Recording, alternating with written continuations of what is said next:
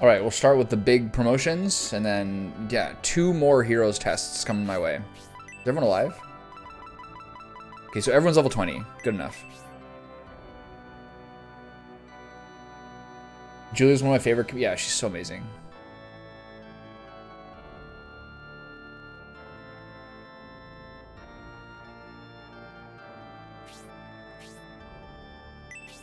Jerry was like... Larry David was talking about how there's one episode, it's the one in Florida, where George isn't in it, and George was like chewing out Larry David, being like, I'm not like in this episode at all. And Larry David was like, I just want everyone to be happy. So we like really tried to do our best to like make sure that every episode like included all 4 people. And Jerry's like, well, the thing is when you got like a whole team of horses, like everyone can pull it. Everyone can like pull their weight. So no matter who is doing stuff, like they're like a great asset who's gonna do the work. And she's like, oh great, this is like it's a great metaphor. Thank you very much for calling us horses.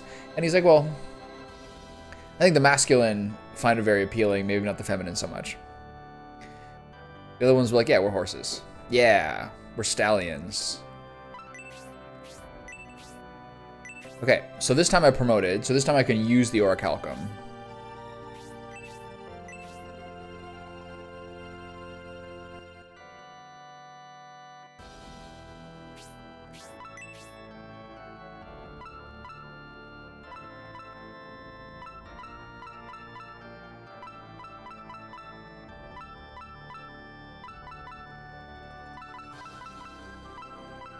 Ten of them?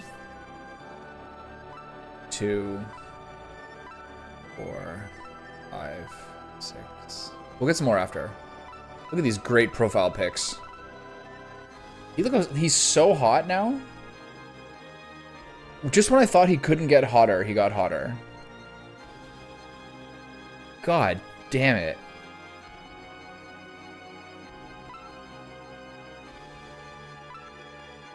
He looks the same. Not sure this is an improvement. More ape-like than ever. This is a weird one. This guy's like just looking around the corner, basically. This is like my cat peeping at me from the other room. That's cool, I guess. He looks like a aggressive rooster. Fine. Didn't promote him. Hotter than ever. I mean, he's causing an awakening me right now. She lost her hat, which is probably a good thing. He's now golden. Nice. Arthur I didn't promote. This guy didn't promote. Didn't promote. And then she looks the same. Okay, let's go back to there we go. God damn it.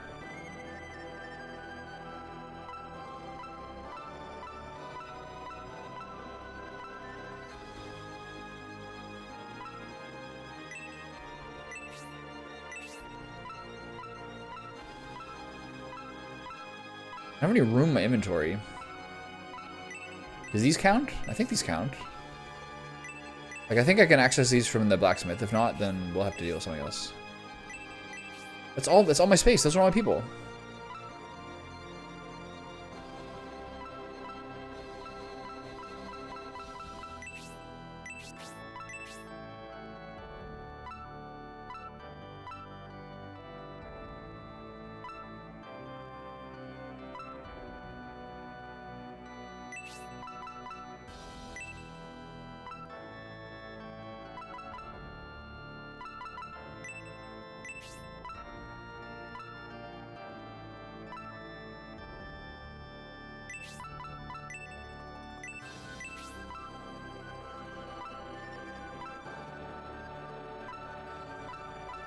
He's a healing rain because he's in the other party. I have to remember to take that out of his inventory. Everyone's inventory is going to have to get cleared out here. Because I'm going to need space for the weapons. It's really annoying. Oh well.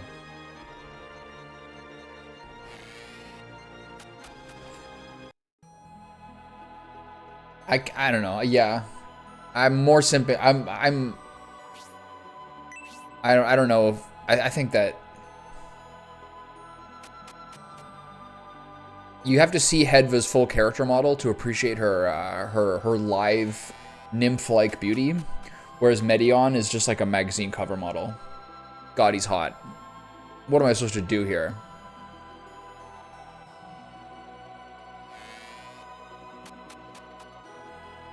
Hazuki's looking good. More cute. But yeah, I wouldn't want to get a massage from Medion. Me and George Costanza would have the same problems there.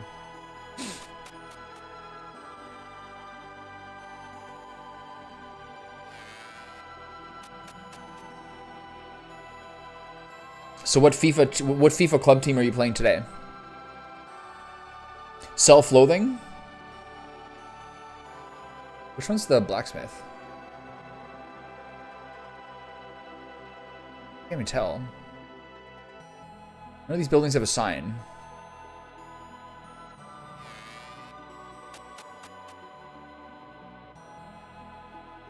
No, that's not it. I don't even know if I'll finish this game today. I have 2 more heroes tests to do. I think I might bust out a Saturday Scream. Oh, here he is. Look at this bulky bastard. Okay, I want to go check the item shop again, see if there's more Orichalcum to buy. And I gotta clear my inventory. Full of trash.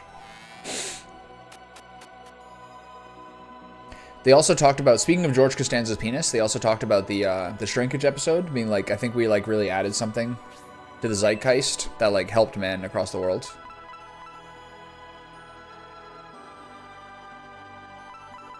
I'll be right.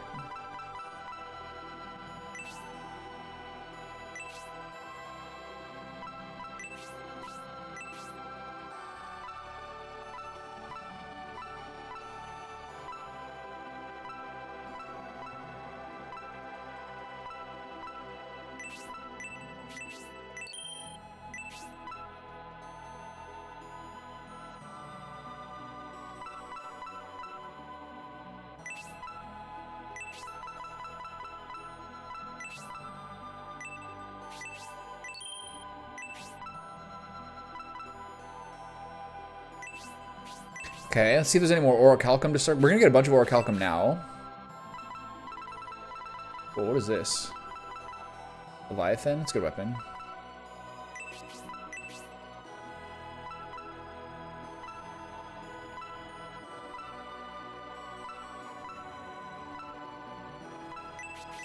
Alright, here we go.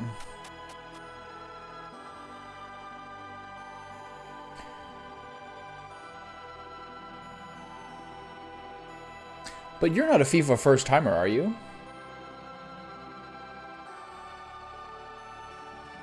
Let's go find out, Bripster. Let's find out.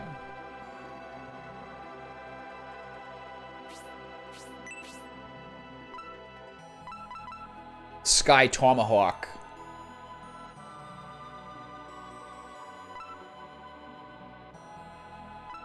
Yeah, maybe I could bust that out for Rock. Good eye.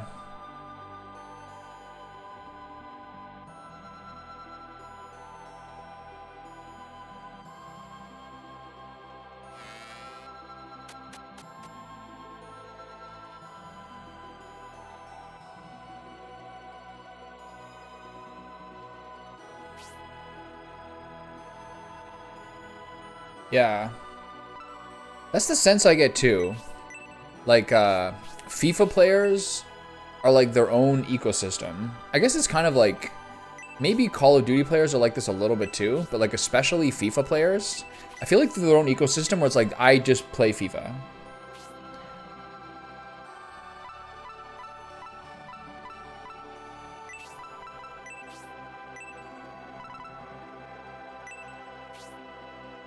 Nebula Rapier.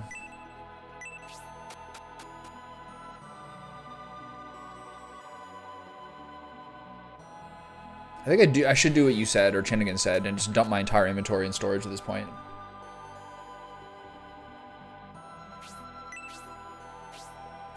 What do you mean? You don't have the same 200 millisecond reaction time that you did as a 17-year-old? Why not?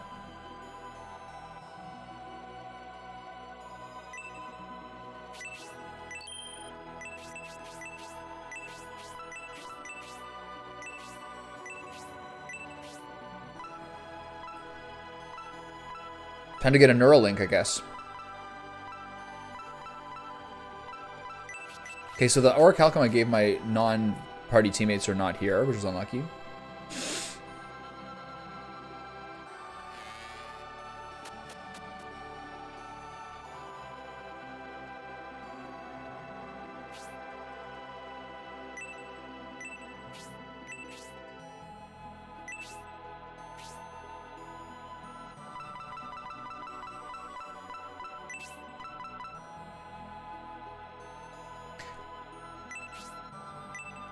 I remember playing like NBA Street or something.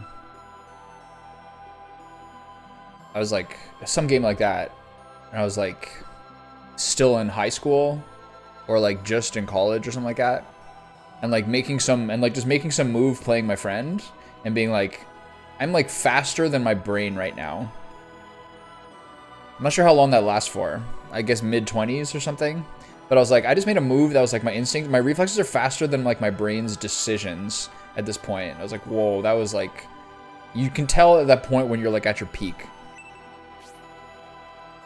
Makes me understand why, like, in a lot of like professional games, people who like get their start at the earliest possible age, like 16 or 17 or whatever like the legal limit for the pro play is in that game, you like understand the advantage they must have.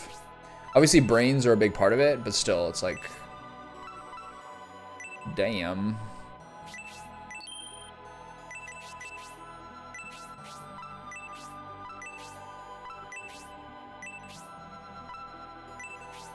I listened to an interview with Magnus Carlsen today, the Danish guy who's like one of the world's all-time great chess players. It's pretty interesting. One of the things interesting about it is how much they all use like neural nets and like chess engines now to like help their play. But it's not really even necessarily useful to like play against like the chess AI bots. Like he's the best player in the world. And like, he's like, I can't beat my phone. So crazy. But it's like, so you kind of use it for like insight, but when you're playing against like the advanced neural nets or whatever, like, you don't really play them the same way you play against other players. So it's almost like not valuable for him. He's like, one, I feel stupid. Two, like they're making moves and like decision-making trees that like I'll never use and like don't have like the mental capacity to do. Oh, you can use these Orichalcum. Amazing. Okay, good.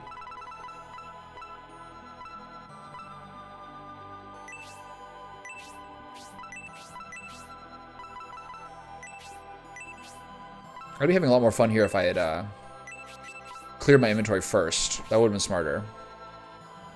Like you said I should. Go back and do that after.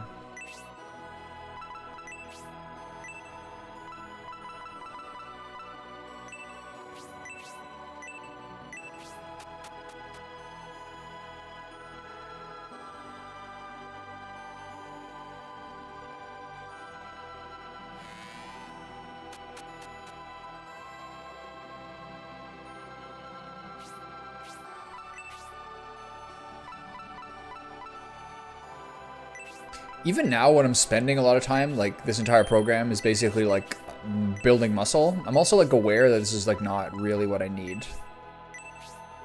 You need like lower body fat and you need like legit like flexibility and pliability. Keep like the shoulders loose, keep like the pecs loose, lower back, hamstrings. This is like actually what really matters.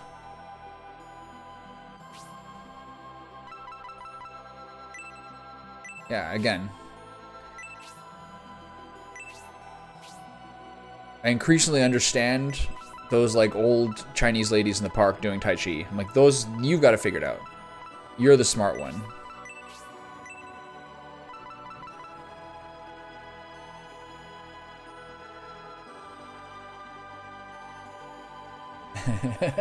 All right. I'm going to go, next time Kara's streaming, I'm going to go over there. I'm going to harass her on her inventory management. Mine's pretty bad too. I just find it frustrating. Like, I'm just like, oh God, it's taking forever. You have all these extra steps to do. I like that the Orichalcum mega weapons, you don't have any guesswork on. It's actually kind of comforting.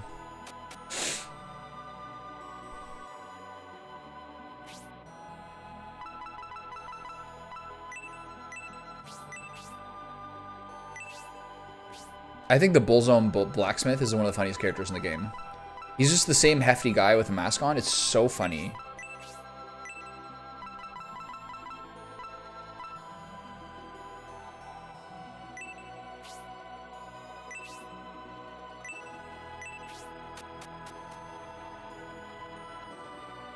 Yeah. My traits like that are being able to... My traits like that are like being unable to quit something that I can't do or I'm having trouble doing. Like I can't really be like, well, I can't do this, I'll try it again later. It just does not work for me. Like a clogged drain pipe or like things like that. If there's some sort of like household task or something that I'm having trouble with, like my life is just over. My life is just ruined until I get it done. Andrew's like, Thomas, please step away. Like, you can do this later. We'll do something else. We'll call a plumber. And I think I'm like, no! My day is ruined and I don't care. I can't, like, change tasks easily. This katana is kind of hard to choose because the shuriken's almost better.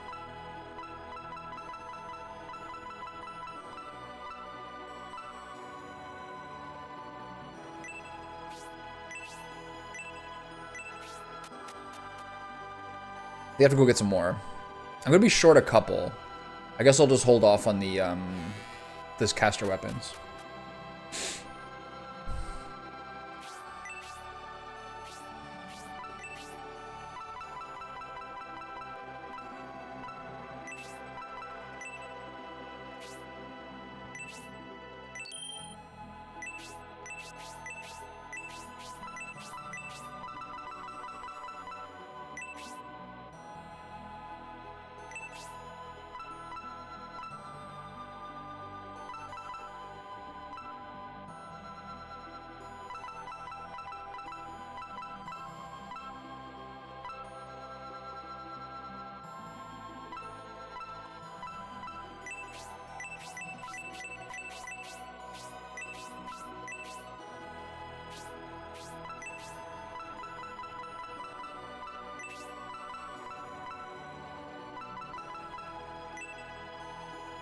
Cosmic Wing! I do kind of think the Cosmic Wing's a little... I think it's kind of weird when the bird guys have counterattack. It doesn't really fit what they do. Like, you don't want them to be, like, in the mix where they're getting hit. Like, a +5 counter rate for the birdmen feels kind of useless. Because they're just going to get blasted regardless.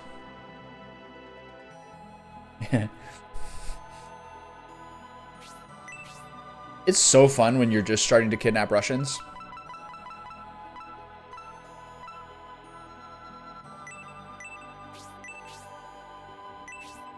So is that all the Orichalcum I have?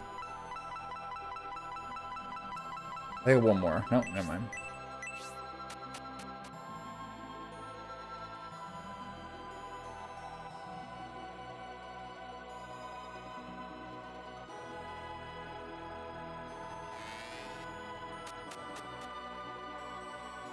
The Metal Gear Solid Delta gets released on the end of August. Still a while.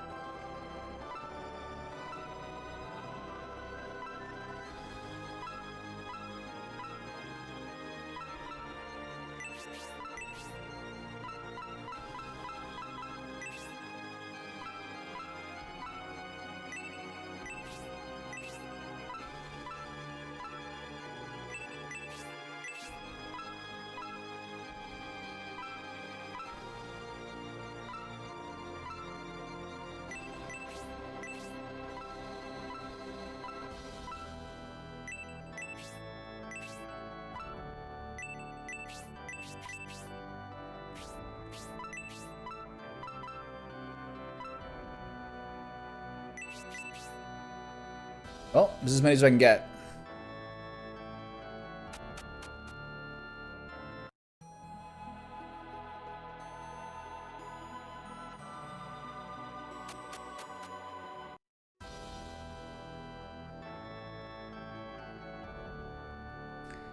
There's a funny moment at the beginning of Metal Gear Solid 3 where the like masked troop that's parachuting down to start the mission actually just turns out to be he takes off his helmet and it's Raiden again. And I think he was just doing it to like bait the audience and to be like, God damn it, another game with Raiden. This one's set 35 years in the past, but it's just a bait. It's like a Raiden mask or something. I forget the details of it. I was watching the Resonant Arc podcast on Metal Gear Solid 2 recently, and he was talking, like, one of the guys was talking about how much he really likes Raiden as a character. That he's not, like, all feminine and stuff like that. Raiden's kind of like a pawn.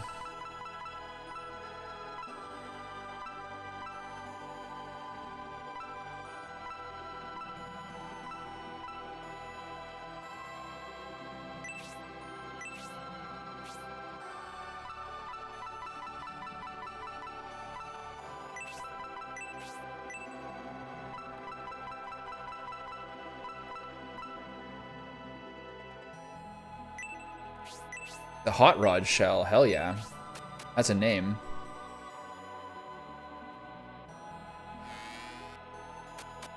You think the boss battles were more creative in Metal Gear Solid 1 versus 2?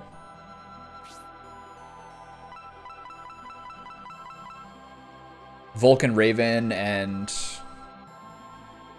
Ocelot and Mantis and Sniper Wolf is better than like Fat Man and Fortune. Yeah, that's like the classic. That's the most famous one for sure.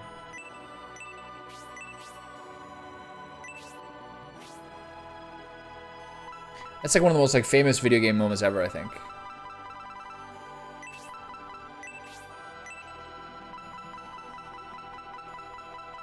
So you like Suikoden?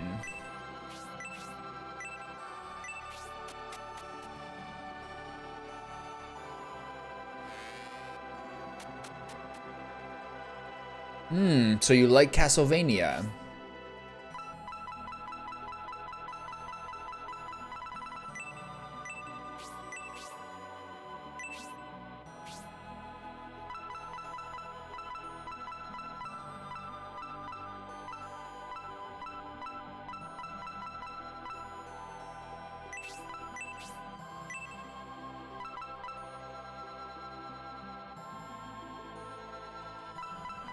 Okay, so that's all my melee characters who need weapons. So now I do one staff, and then I'm going to do Hazuki's shuriken. I like ninjas. They deserve it. Maybe it's a mistake. Maybe the onks are better.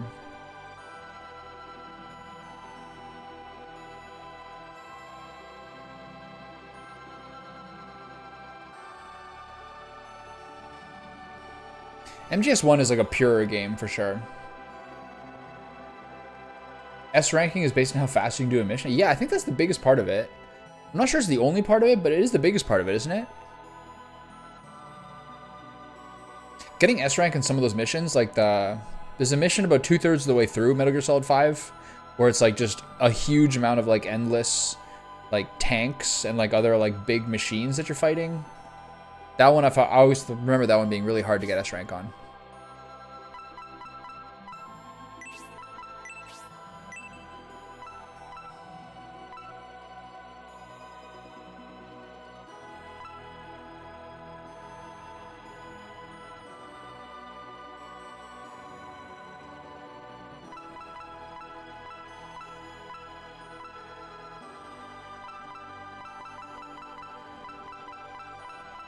So I've got 2 more Orichalcum.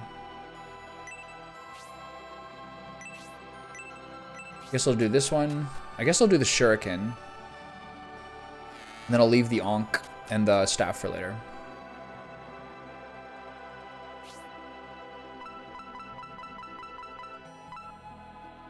Look at her. What a babe.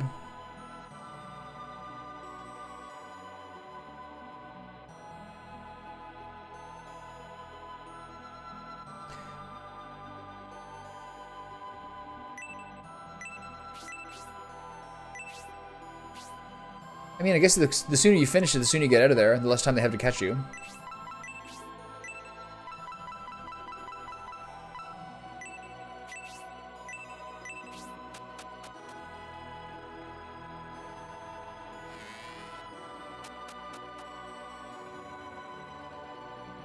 The first time I played Metal Gear Solid 5, I just spent so much of the game just like keeping the option triggered where once you're found out, you have like 2 seconds of like slow-mo.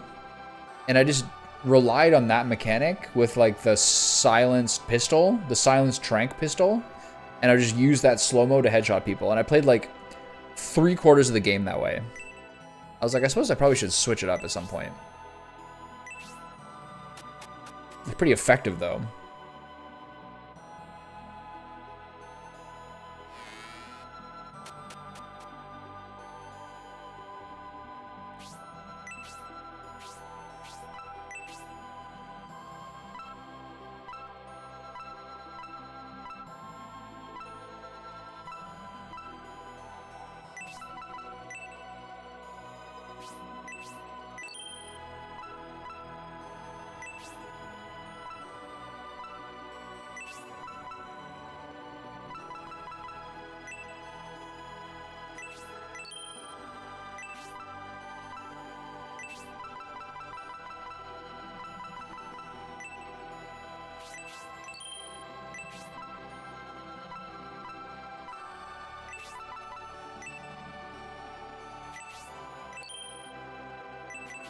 Okay, I think it's all my stuff. Yeah, eventually I was like, I'm kind of, it makes it a little too easy. You can like, you can like, it's like 100% headshot. The slow motion's so slow.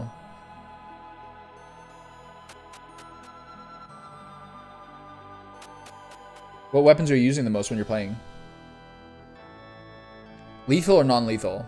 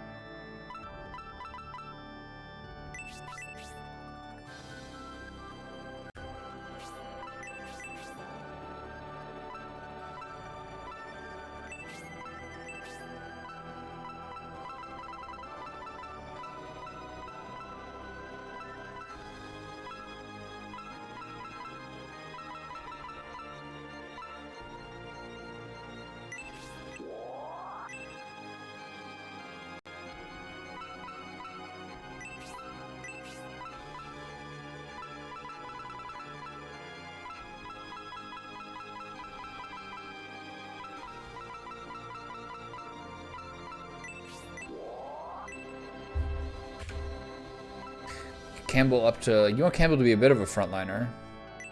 And health bread. Whose health is like egregiously low? I think it's usually Rock, because he has so much defense. It's like the best person to have it, unless you have one of your casters be like mega weak. I think it's Rock.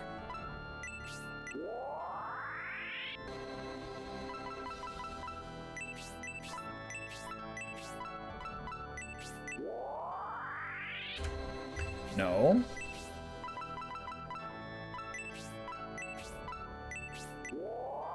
Go.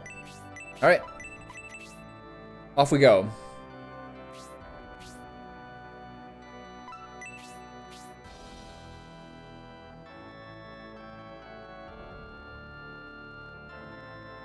Great. That's a great choice. I like, what?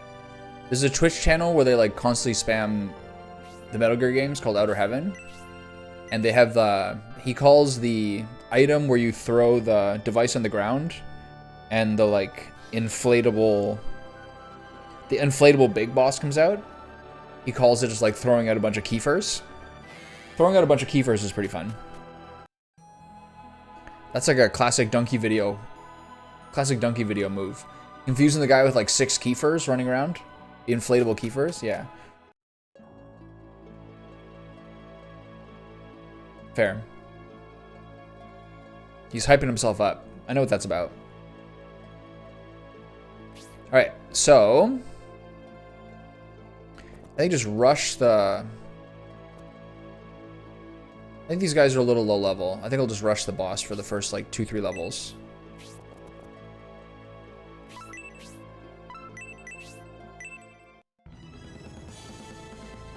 Gas grenade is so great.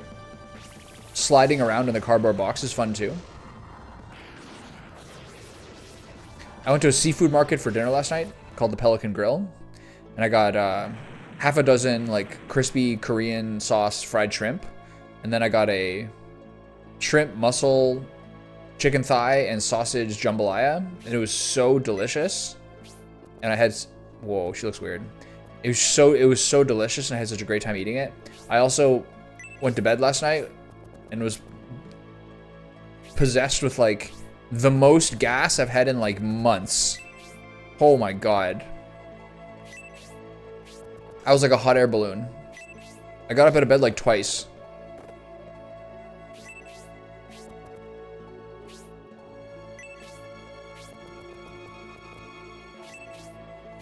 It's like I can't pollute the bed chamber with this. I gotta stand up for a while, take a little walk. Absolutely a hot air balloon. I was a dirigible. We're good now, though. I guess just like... I'm not sure what it is. So it was, yeah, it was like probably a dozen shrimp, 6 of them fried, 6 of them grilled, like half a dozen mussels, all these things, whatever part of it was, I was absolutely a dirigible. I went with my mom, and she was meeting some people who had read her book and enjoyed it. No, it was like 4 people. It was me and 3 retirees. They're basically reminiscing on like PEI in their childhood and like their other thing.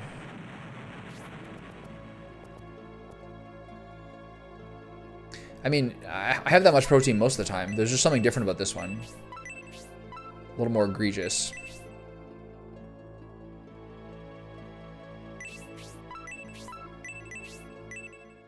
Sometimes you gotta walk it out. You know what I mean?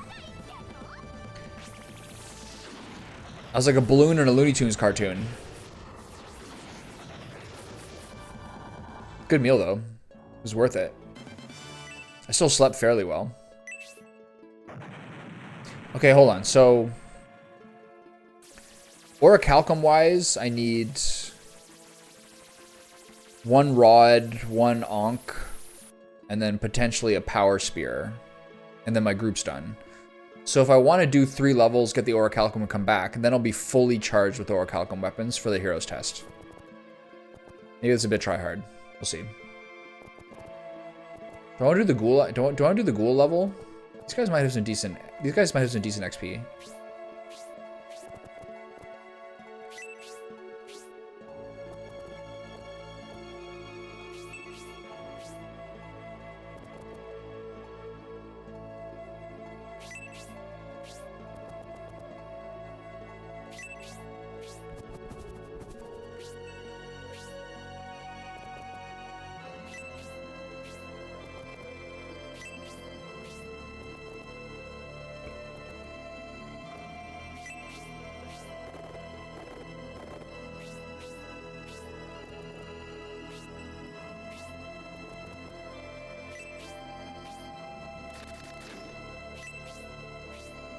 Do I want to get 3 orichalcum and then go back? We'll see.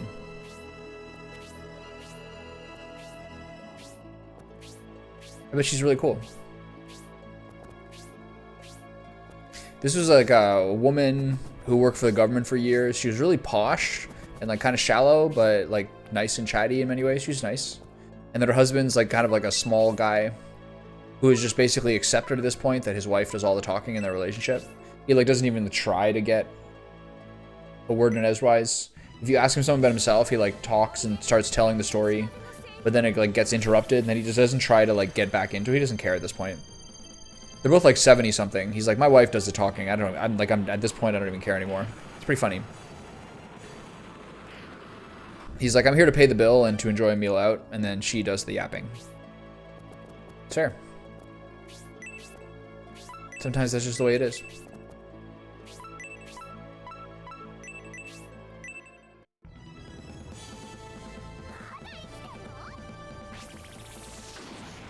The Russians attacked Hungary in the 50s? I didn't know that. So much conflict in like the second half of the 20th century in Europe, it's hard to keep track. Okay, we're getting the good levels again.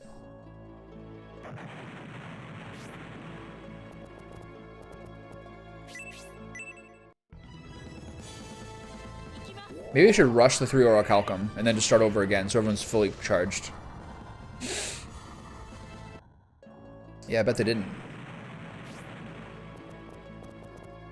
I bet that wasn't popular.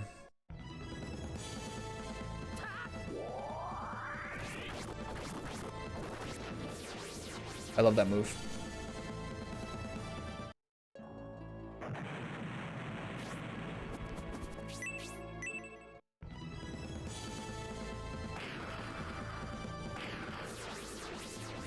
These are 49 XP moves, aren't they? Yeah, alright, this is good XP.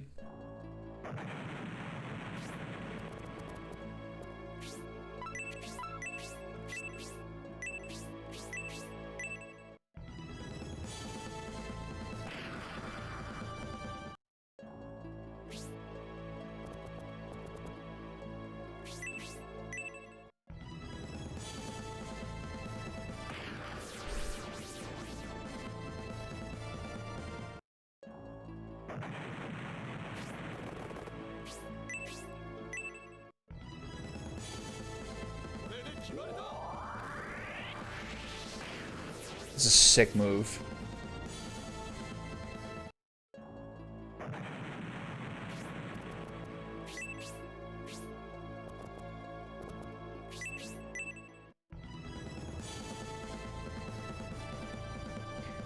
Getting big like Jade Cocoon vibes from Papettes.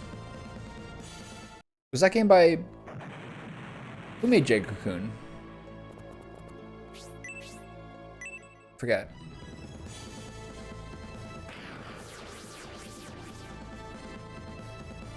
There's a new game coming out, like another, like, sort of super anime-ish RPG from the people who made, what was the game with Magic Mike in it?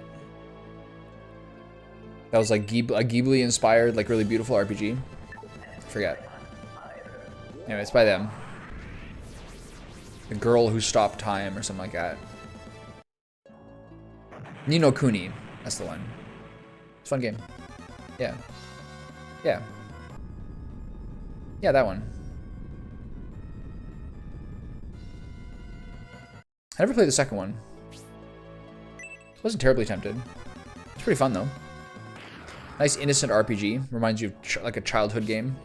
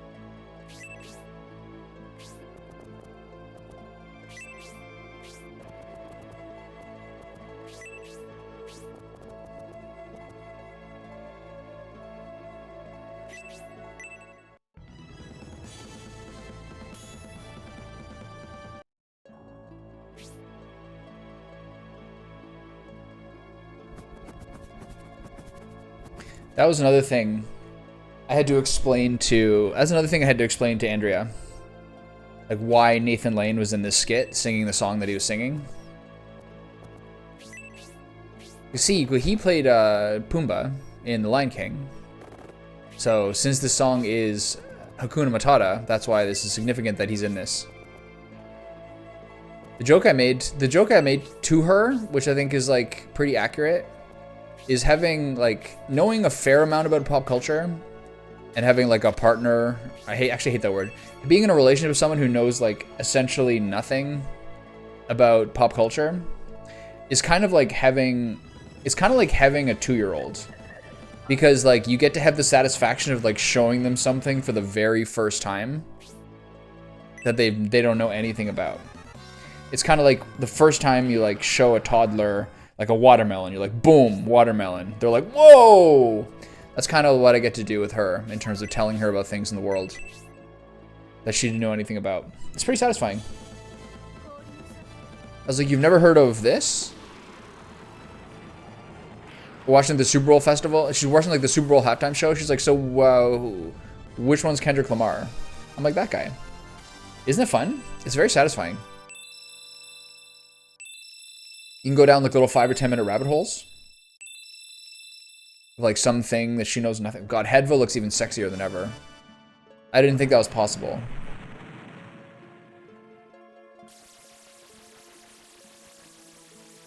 Would I open a conversation with my dad about using what are they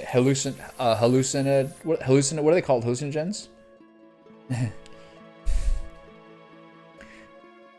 Jane's history is all a little hazy. I mean, my dad was like a Hunter S. Thompson style hippie. It's like pretty. Most of those things he has experienced. The stories that blow my mind are like how like cheap and like easy to get and like weaker most like pot was in his time. You'd be at like a bar in Montreal in like the 70s, and like you'd have no money to pay, so you just leave like a hash joint as like a tip for the waiter. Different times.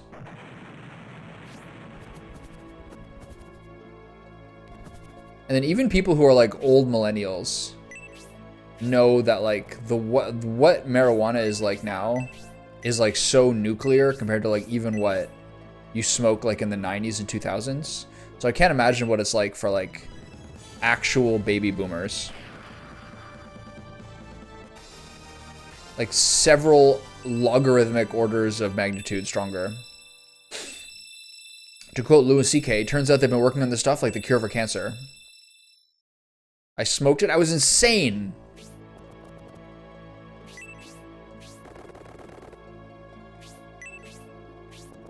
My friend David has like a dab rig. And you like read about just how much like THC you're getting in a dab rig. Woo boy.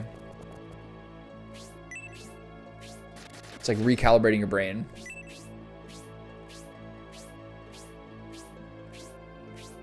Okay, so let's assassinate this boss and then aggress and get our last 3 orichalcum weapons, and then we'll do this for real. I got all day to chill.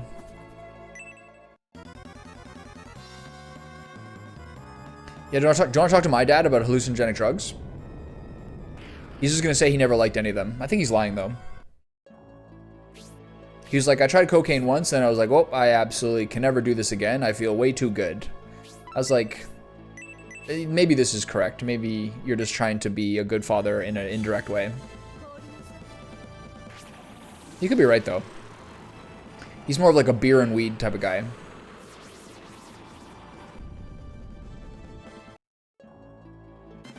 When I was living there, he stayed over my house in the cottage in like 2021 overnight. And then the next day, we did a little bit of mushrooms together. And within like 15 minutes, within like half an hour, he was like, I need to go home. I was like, Dad, I can't drive these. Like, it's like a horrible rain and weather out. And so I did some very, very dangerous, very, very risky driving to get home because he was having like basically like a nervous breakdown. It was bad. Bad. That was like one of the stupidest things I've ever done. I was not like in the capacity to drive in that moment.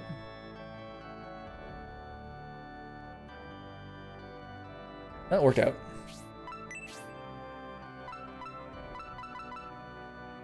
Wait, why do I have 2? Oh, because someone else has one?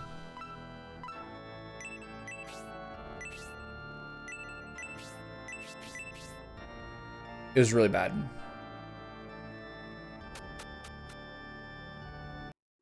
He wanted to do it. He just didn't want to be, he just like got really anxious and wanted to be like, he just wanted to go home. He's like, I've been feeling weird all day. And then it just kind of like exacerbated it hugely. It was really bad. It was like the worst. You go to Nashville next weekend? Have you ever been to Nashville before? I heard it's so fun.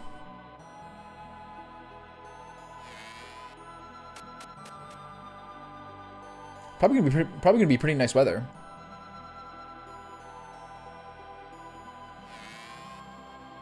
That's like the bottom half. That's like the bottom half of the country. It's probably pretty warm this time of year still.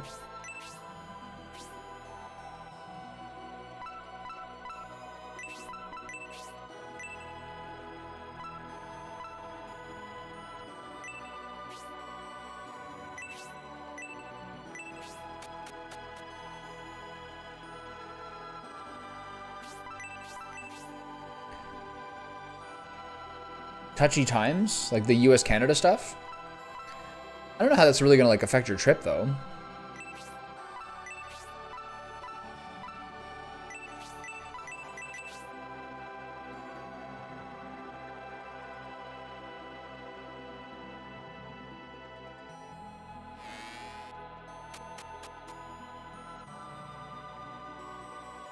I don't think being Canadian's like necessarily a disqualifying thing.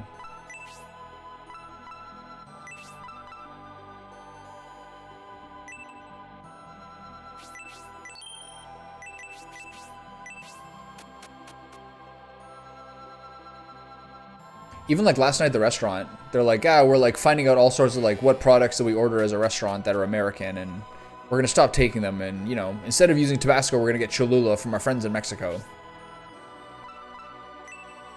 It's pretty funny.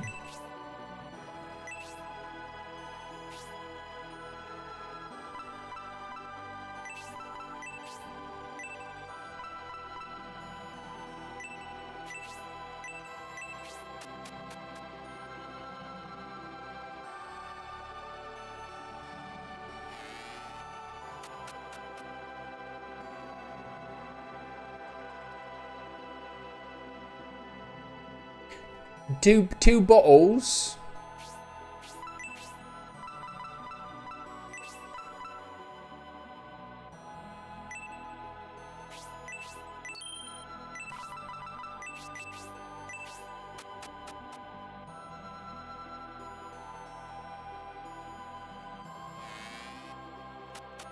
A lot of people have like a couple of moments when they're like in their 20s where they like drink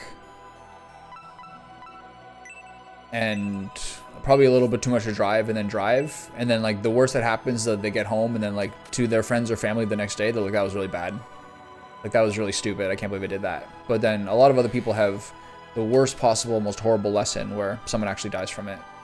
But I think that more so happens that you get into the habit of doing it and start to think it's okay to drive a little buzzed, and then just over time statistically it's going to catch up with you.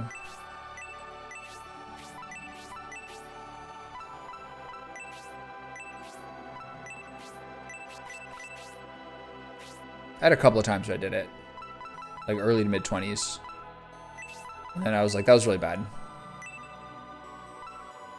But it's a pretty, it was a victim-free lesson, but not everyone gets that.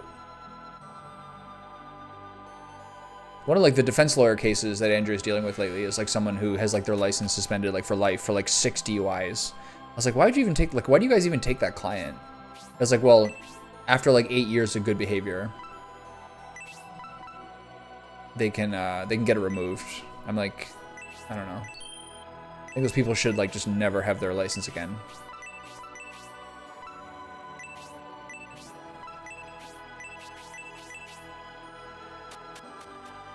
Yeah, you think you were in a perfect condition to drive, but objectively you probably weren't.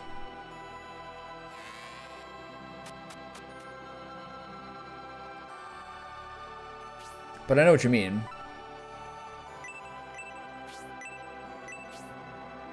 Okay, there we go.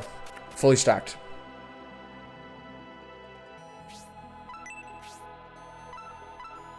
I guess I could have got the Mithril Dirk.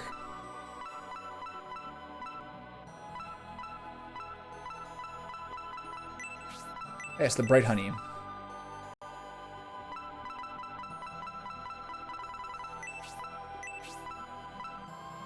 So this probably goes to Hera. who probably needs more MP than she has. Whereas the rest of them are probably fine. Maybe it's him. I think it's Hera.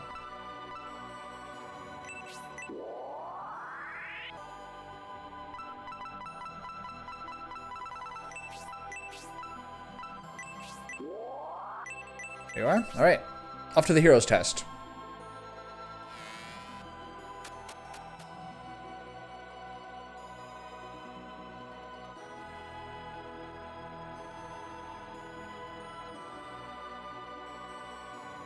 I don't know. I have no real opinion.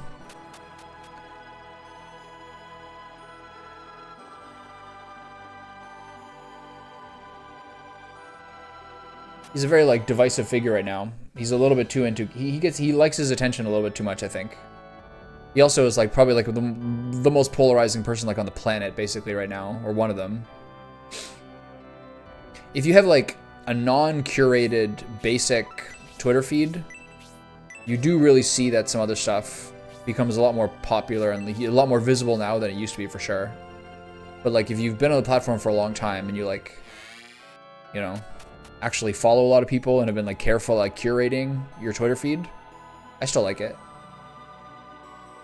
Sort of wearisome how like polarizing everything is about it, but it doesn't really affect my life that much.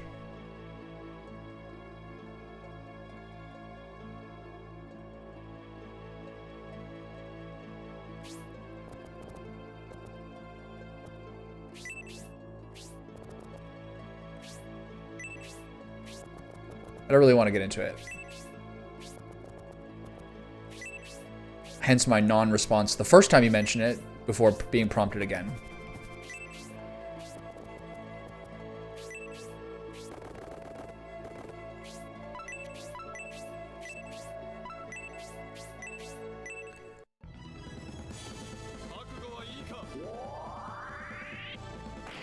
It's very, very easy on any platform and everything in the world right now if you're like in any sort of social media thing to have like your attention span and your like mind hijacked. You have to be like vigilant in what information you take in and how your like emotional responses are tuned. It's ultimately your own responsibility.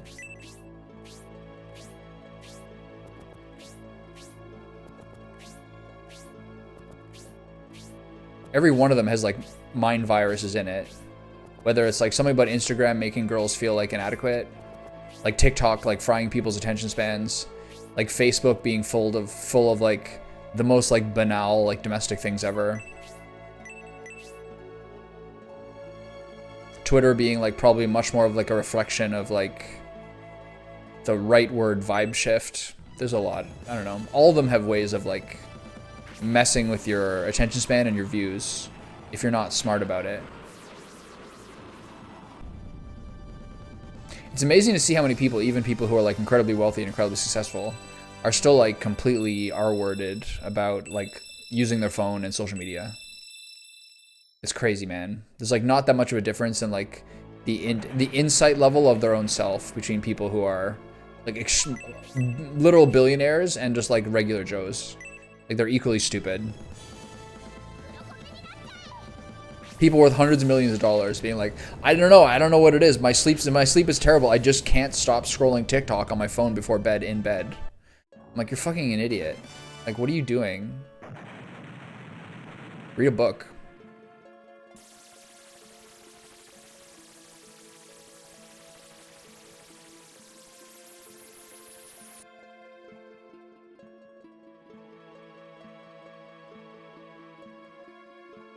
Kind of like, I don't know. I see what you're getting at. I kind of like YouTube the most. If YouTube even counts as the same thing, I'm not sure it even does. I don't know. I feel like most of the stuff that's like closest to what I want to spend my time doing is on YouTube. And then as I complained about before, I feel like I don't have music in my life as much anymore, using like sort of like the large scale platforms.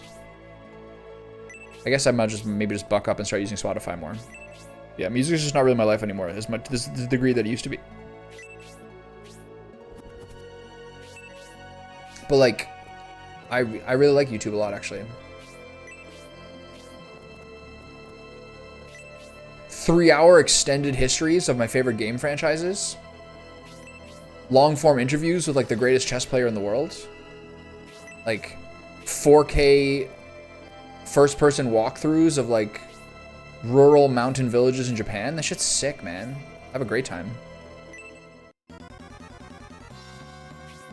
I do listen to game OSTs all the time, but I find I do genuinely like it, but it also feels a bit unimaginative, and I retread the same territory too often, which I've always been sort of guilty of in terms of my music listening. But increasingly over time, I'm becoming more lazy about it. Like if I have some off time and I'm just playing like a random video game, like when I'm like leveling my Troll Hunter or something, which by the way I hit level 60 on, which is pretty fun. Now I'm like, okay, I guess it's time to cancel my subscription. I'm not gonna keep playing it. The server feels pretty dead. But like when I do something like that, I'll listen to like a long form podcast or like a music or movie analysis thing or something kind of cultural that's like halfway in my brain. But I almost think music is like better for your soul during that time.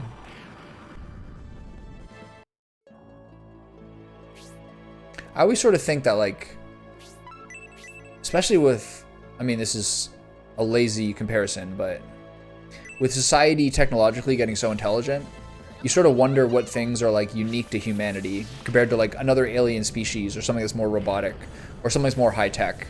And I do actually kind of think that music is like one of the most, if not the most singularly uniquely human like art form.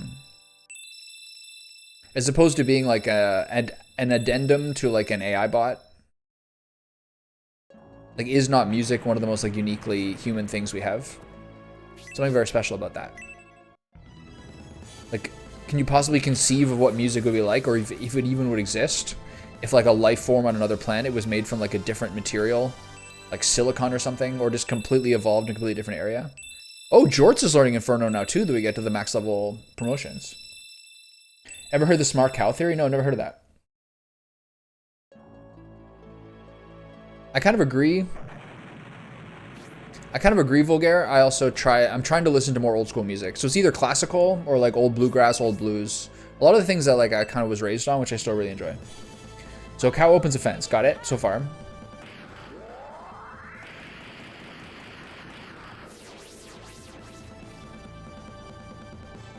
I'll be over here killing monsters.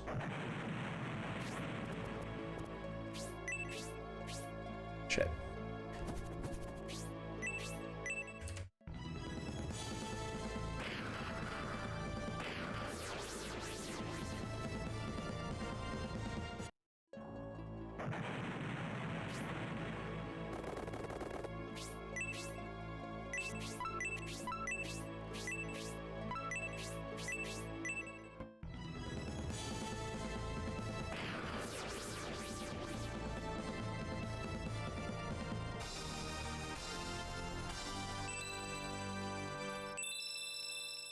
So a cow opens the fence, all the other cows are free to get out. Is the herd now smarter? So is the question whether having an increased amount of options, is that increasing their capabilities? Is that the question?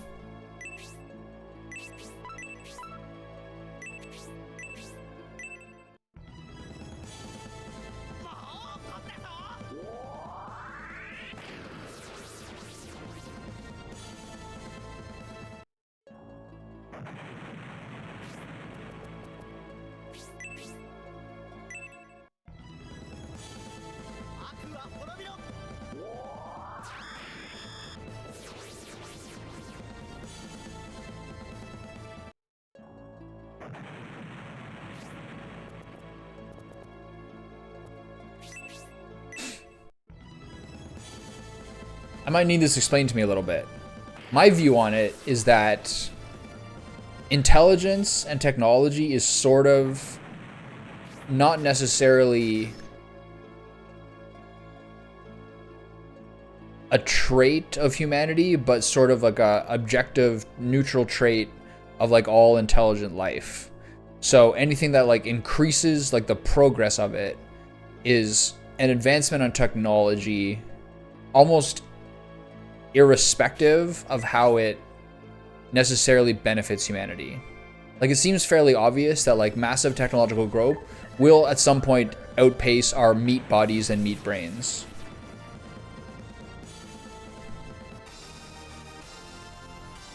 That's the way I look at it, really.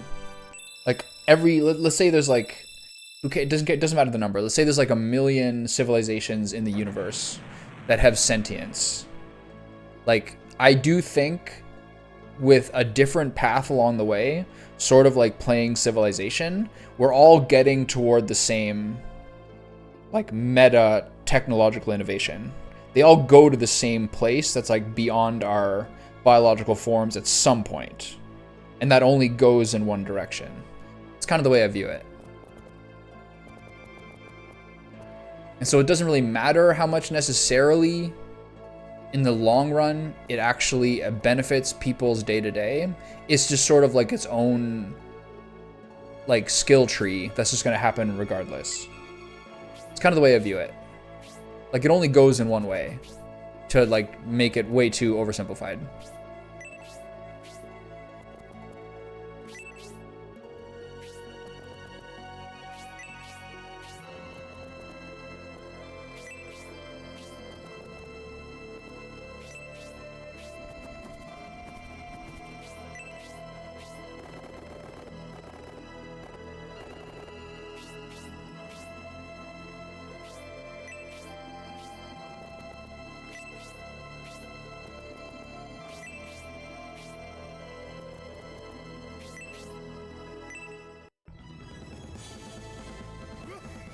Yeah. I'd say that's like a fair way to look at it, yeah. I just think it's sort of like a natural reaction to technology getting like out of our hands and scary to want to sort of limit things. But I do think it's sort of a futile gesture in the long run. Safeguards like let's not accidentally create like a fusion reaction that like sucks up the entire planet in a black hole, or like having technology of like ammunitions and like weaponry that's way too far beyond our like very fragile social structures. Oh, her weapon is double blaze. That's so stupid. Shit. I should go back to that sleepy. I'm gonna go get the sleepy rod again. I think like in terms of like safeguards for making sure that we don't have things that we don't have safeguards to block a rogue force from doing it is important. But I don't think that we can be as precious about old ways were better than we think we can. I just don't think it happens. Yeah.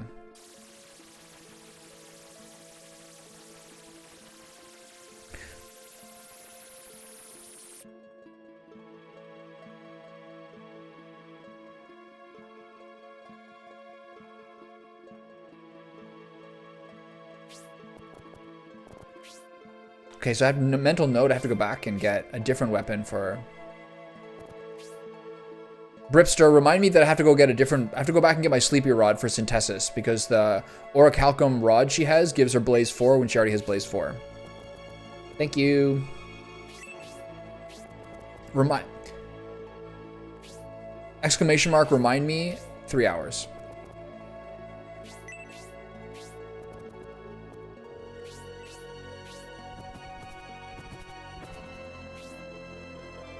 Tough luck, pal. Call it a memory exercise. Like those picture books as a child, you have to remember all the details and revisit later.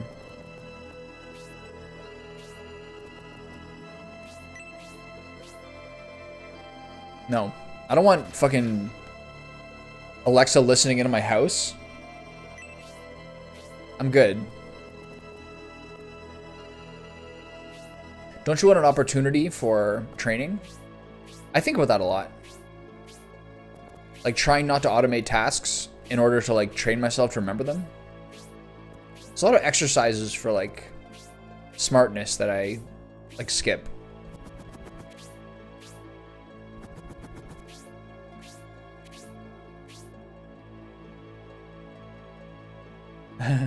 I need to... Synthesis got an Orichalcum rod. So now she has 2 instances of Blaze. So I have to go back to her old Sleepy Rod. So that she has Sleep and the 2 MP regen. After I get through this.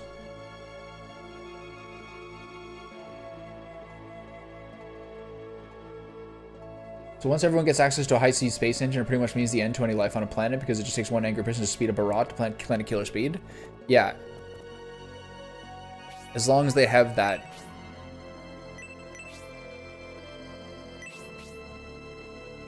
As long as they have that black paint that makes it immune to radar.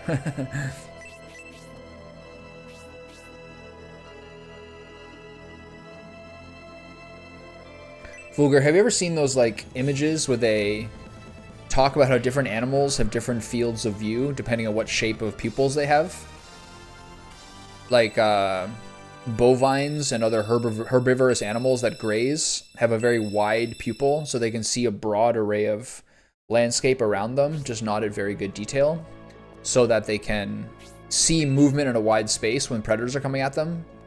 Whereas animals like cats, crocodiles, and ambush predators have like a vertical slit for like really, I think it's for very, very precise like depth perception. You kind of think about it that way. Like, how would your vision and focus and perspective be skewed by having a completely different, like, basically lens through which you're viewing things?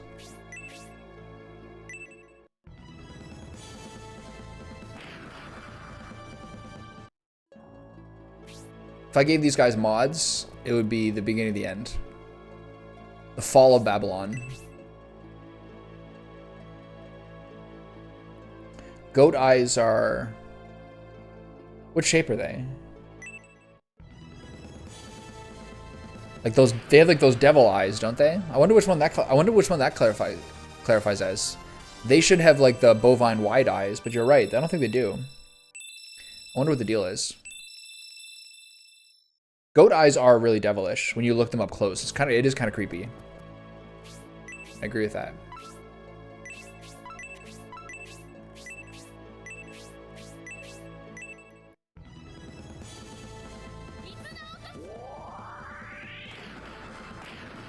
She's so weak.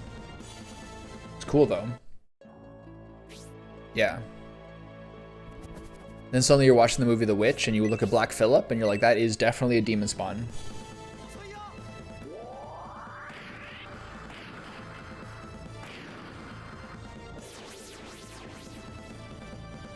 It's like the other example is fish, right? Horses are kind of like this, but fish are kind of like this as well, in that their eyes are widely spaced to see as much range around them as possible, but that means their eyes are not centrally focused. So the central focus that we have, that we can turn to sort of zoom in on, is not the same sort of field of vision that another animal would have. Why do you guys keep talking about eyes? Because that's what you're talking about, whether you get it or not. Like, that's the trick of something like 360 vision, is how does like your angle and your ability to focus on any one point, how is that affected?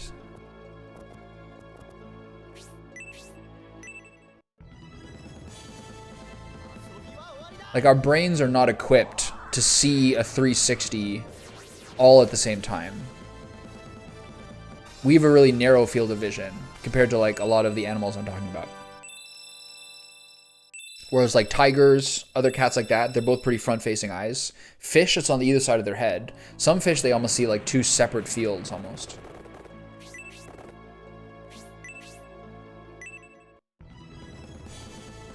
Yeah, you brought up techno-optic cyber peepers.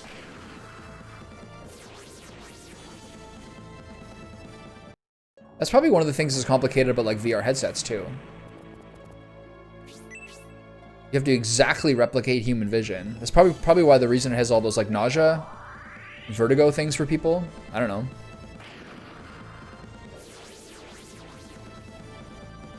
Like walking and looking around, I think is really hard for like VR headsets to do. Those are kind of like the wrinkles, aren't they? You can never have things go as fast as they can on a computer screen when you're playing a video game. Your like eyes just can't catch up.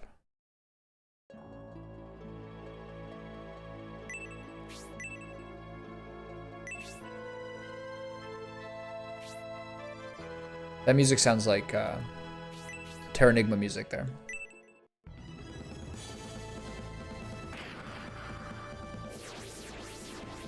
Oh yeah, you're good. The ultimate companion. It's fun using the super sexy lady too. But it's a little more like, it doesn't work on a lot of missions, I think.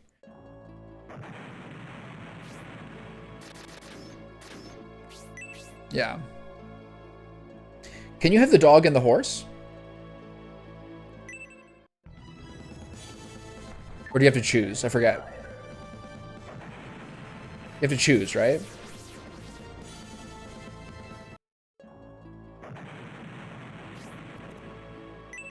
Yeah.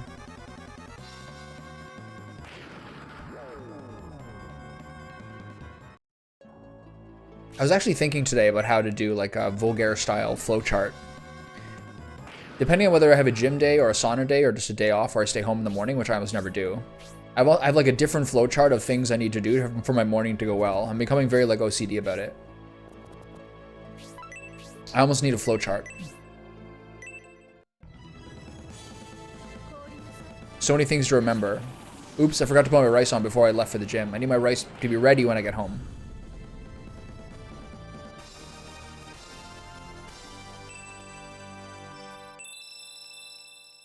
We're getting a lot of levels here.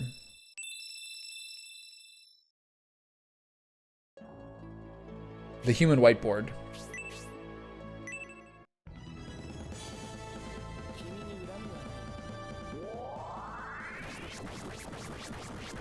This is a new one? It's pretty wild. Oh, look at his, even his outfit is sexy. His shirt opens literally to his belly button. They're like, okay, well, game 1 sold pretty well, but we'd like game 2 to sell better, so we need a absolutely neon electric sex symbol.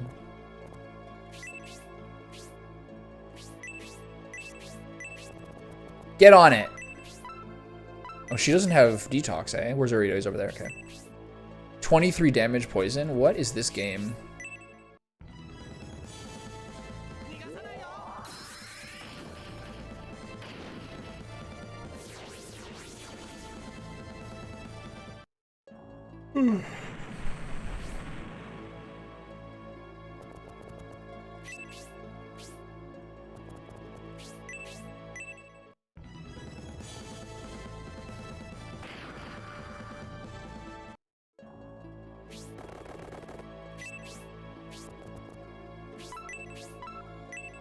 I regret.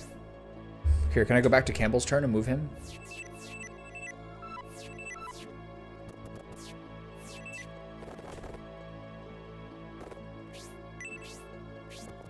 There we go. Oh my god. Please. Auto-target the person who needs it. Thank you.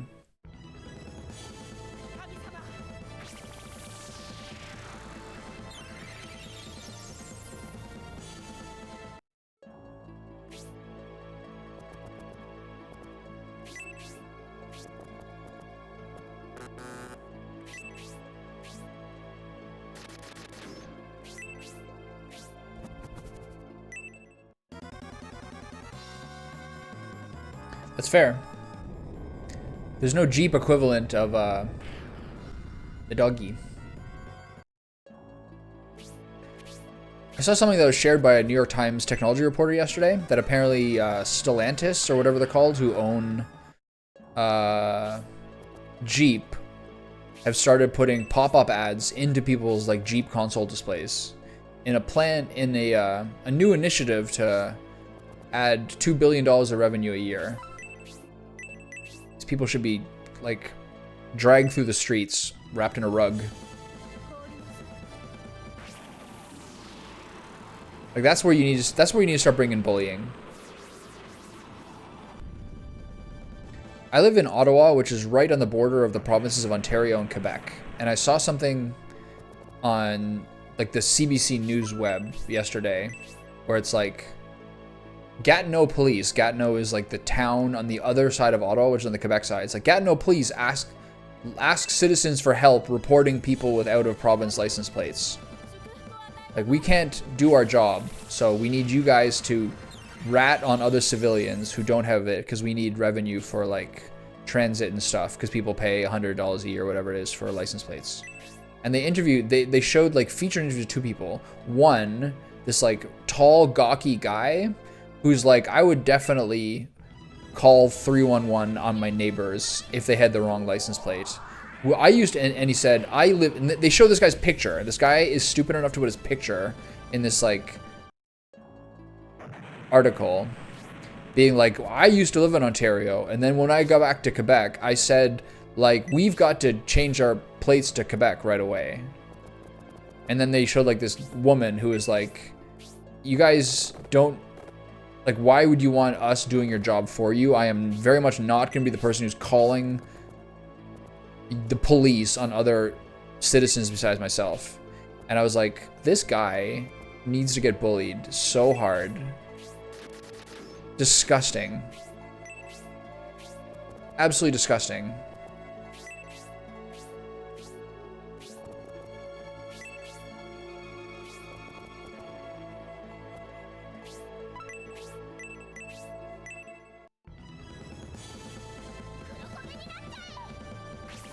What's the big reason not change plates? I think it's because Ontario plates just auto-renew, so people are too lazy to do it, and there's no reason to go through the trouble.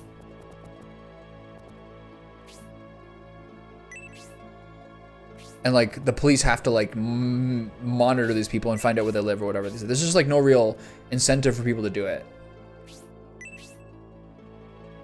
Something like that.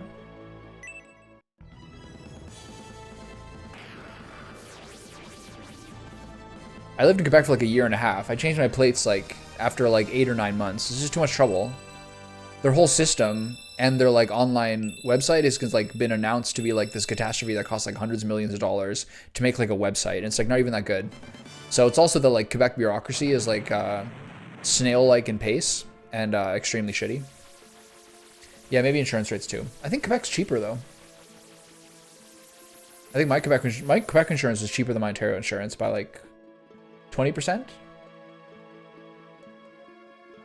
But they have different rates for, my car's old, and so they wanted me to do like $3,000 of work to allow my car to be on the roads, whereas Ontario didn't give a shit.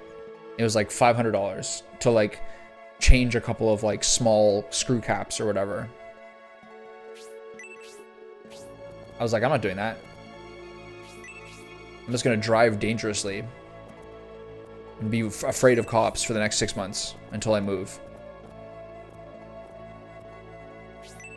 Change your rear quarter panels at a cost of $3,500 just to get a license plate. I'm like, yeah, okay, I'll get right on that. What's the range on these Minotaurs?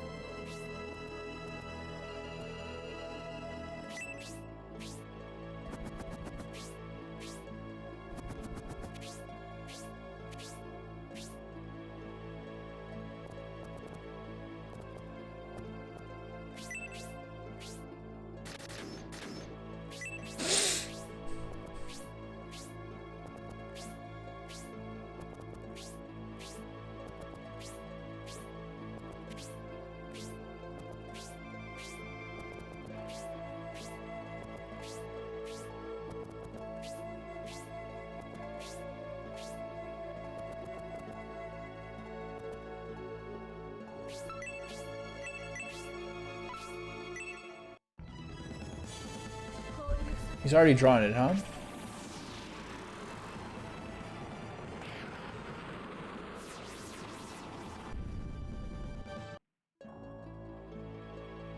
So, are you trying to say that people should have the ability to see all of 360? Or do you, like, simultaneously? Or be able to rotate around so they could see anywhere within a 360, but at our normal field of vision?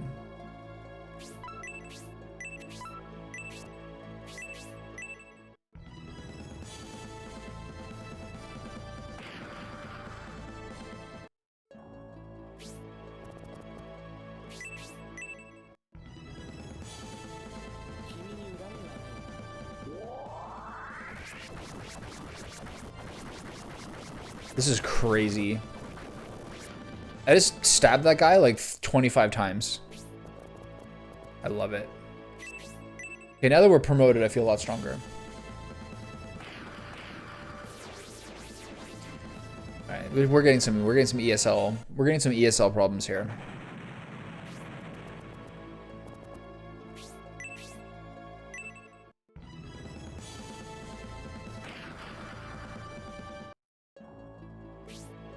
I'm gonna change the topic. Hey, I watched some sports highlights the other day of Canada beating Finland at hockey. Suck it. I think we also beat the Americans last night in an exceptionally exciting game.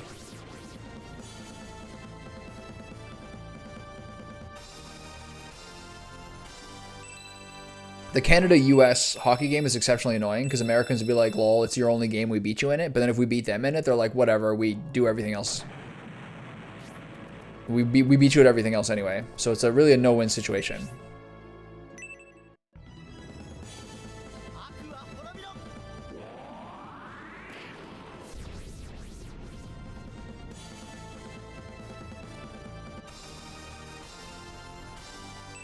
I think it's sad that we don't have a second baseball team. I miss having the Montreal Expos. Those are the days. It's just that baseball is kind of like an outdated sport.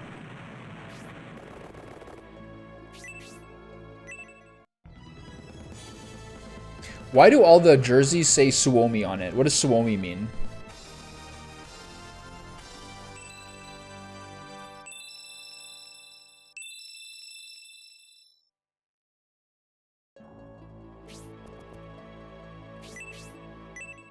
Oh, okay. Well, why is it called Finland? I think it's really arrogant when like countries have a different name in English than the countries themselves call themselves. Like, why isn't Japan Nihon? If a country calls itself something, that should be the name for it. It's very arrogant that countries have like an English name we have to try to remember. Classic Western arrogance.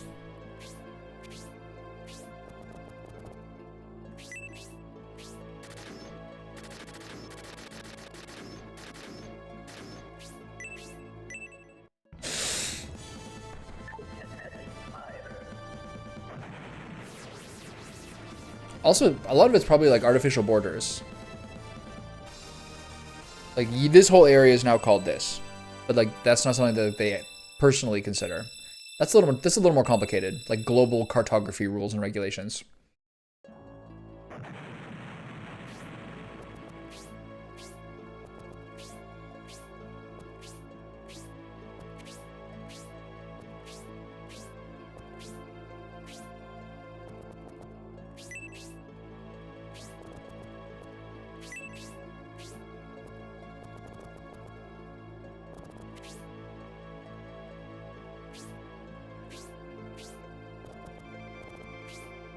I rotated a little bit. I forgot where my brain went. There you go. This squat here.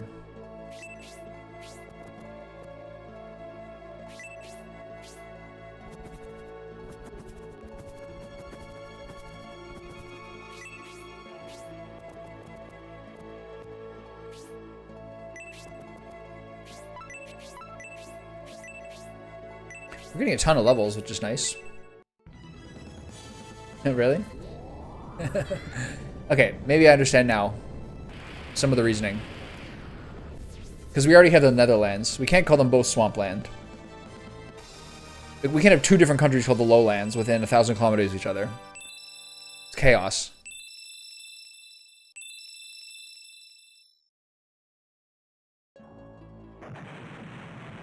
So are the marshes, are the swamps in Valheim the area you vibe with the most? Because of that very reason? Does it feel like home to you?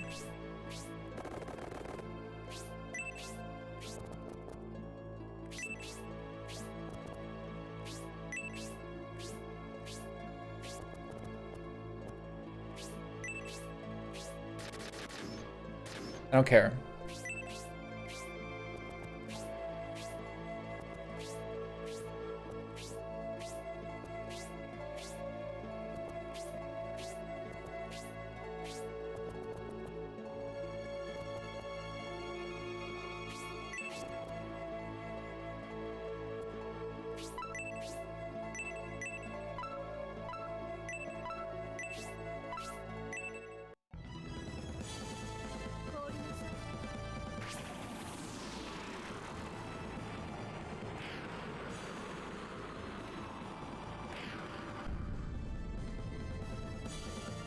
Yeah, like the Netherlands would be like... That's hard to say what that means. Like, a nether dimension is like a incomprehensible dimension or something. Essentially.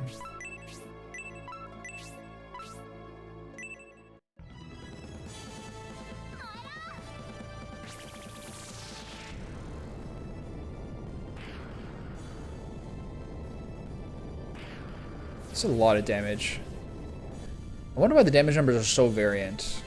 51 versus 58 for hitting the same creatures.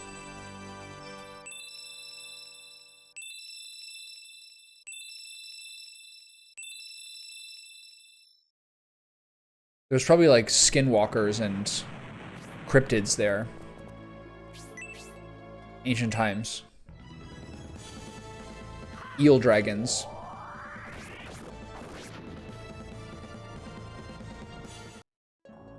Thank you. Let me know that again in 2 hours when I'm done this. Thank you. Netherlands is one of the either the best or the worst country names, I agree.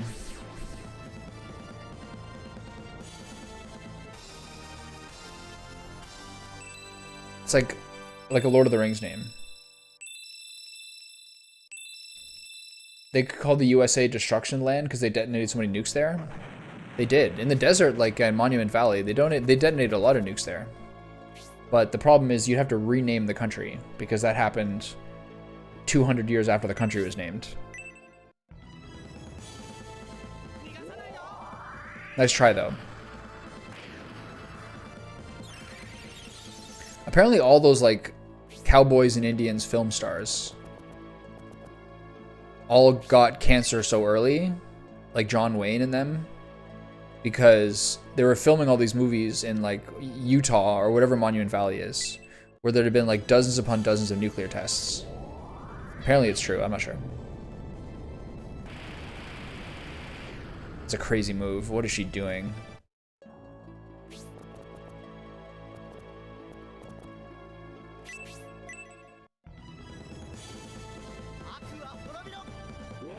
Oh, that was Bernard? I thought that was Pat Pets. Oops. That's bad positioning.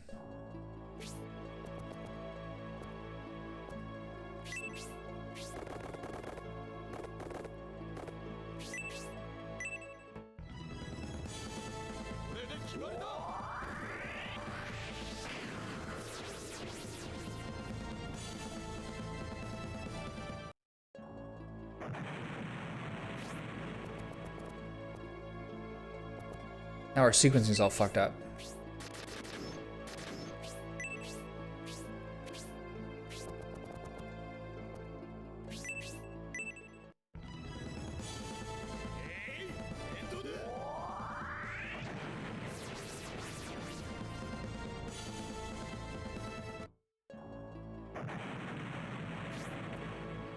It's a good question. It's kind of like zoo animals versus outdoor animals. Zoo animals live longer because they have less threats against them, but the question is whether how much of a life it is. There's like arguments that there's a lot of arguments that I believe are probably true about how like most rates of like cancer, diabetes, and like obesity seem to coincide with us largely spending more of our time indoors under artificial light. Like that makes a lot of sense to me.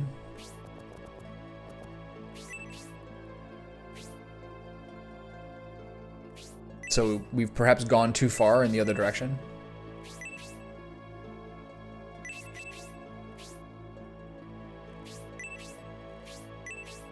Can I give Rock a kill for once?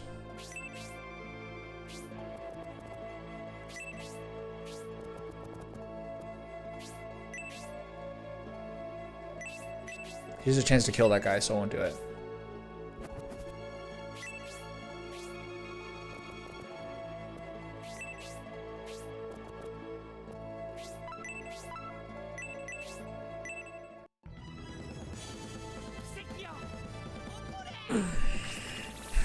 I gotta change my thing, hold on.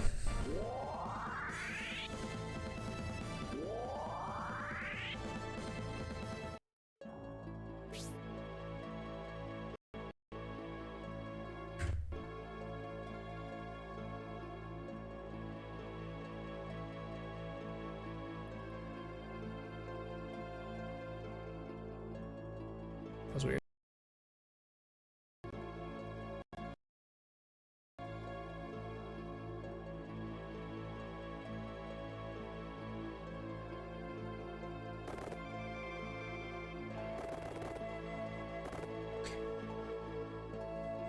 There are so many good songs in that game.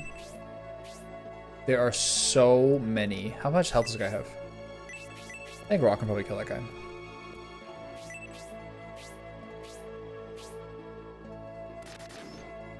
A good question is what are like the greatest Hall & Oates songs?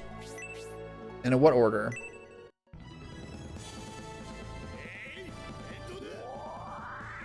Whoa, that's a crazy one. There's a lot of really good ones. There's also some like Wait For Me, which are not that well known, that are extremely good. Say It Isn't So is up there for me. Obviously Maneater. Dreams Come True. They have a lot of really good ones. To rank them would be very difficult. I have to really think about that for a while. The reason it's so difficult is because the band has so many songs in so many different genres. They are in many ways one of the ultimate studio bands for their extremely flexible style. They were like the Jay Dilla of the early to mid 80s.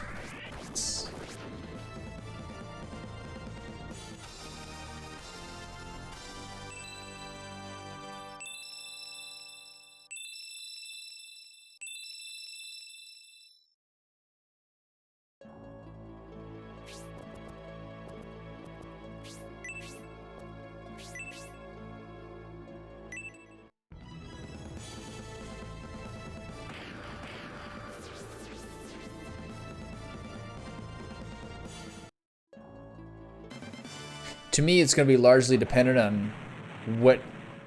it's going to be sub-ranked. The hidden internal algorithm ranking the Hall & Oates songs will be secretly in my own head which have my favorite sax solos, which means Maneater is going to be way up there, as well as Say It Isn't So, which are my two favorite sax solos. I believe that they did. Even listening to Whitney Houston lately, I'm like, man... Sax solos rule. I miss them.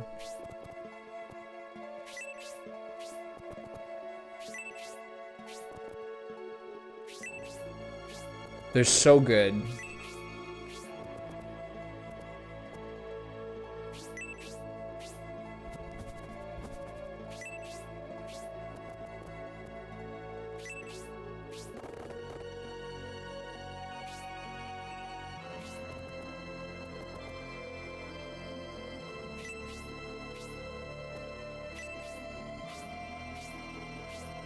This is around the first time I was doing this with the TMAS army. This is around where I was like, okay, we must be near the end of the heroes test soon.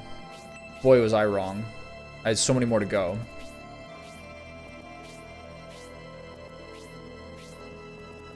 Careless Whisper is 1, 2, 3, and 4. And then maybe I Will Always Love You is 5. I don't know. There's probably some like insane Bruce Springsteen and like Billy Joel ones that I can't think of offhand. Careless Whisper isn't even a sax solo. It's just like the beat is a sax, right? Maybe there is a sax solo in Careless Whisper. I don't even know anymore, man. I'm just rocking to that ringtone for the rest of my life. That's all that matters. Yeah, something like that I don't really know much about. Maybe it's a Bill Pullman solo from the David Lynch movie Lost Highway. Maybe he was just crushing it.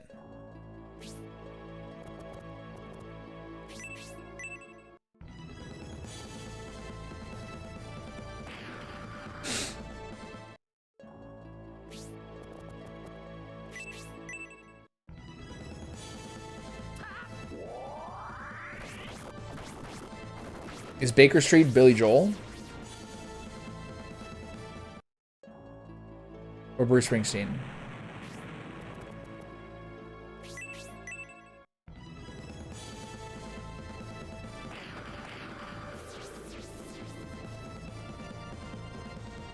I'm sure it rules either way.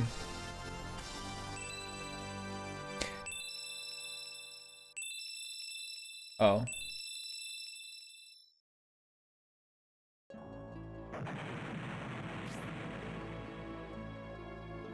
I think I know the song you're talking about, actually.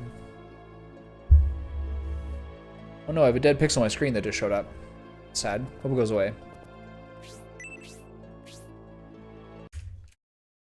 What did I just do? I just closed the game. Oh my god.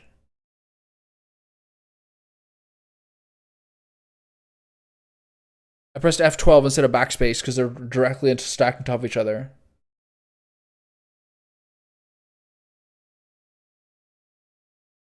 Oh my god. Kill me.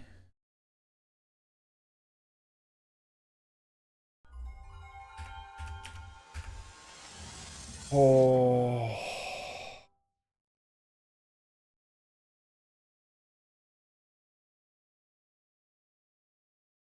All because I went to melee range and used the shuriken, which is a minimum range of 2, so that she skipped her turn. And then I fat fingered F12. Oh my god.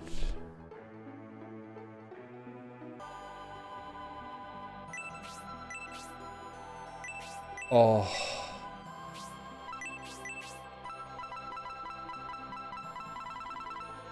That is so tragic. Okay, note to self. Just save on every floor. Oh, reminder for the rod. Yeah, okay, I gotta do that then. Okay, good. I gotta go buy the sleepy rod again. Oh, that was brutal.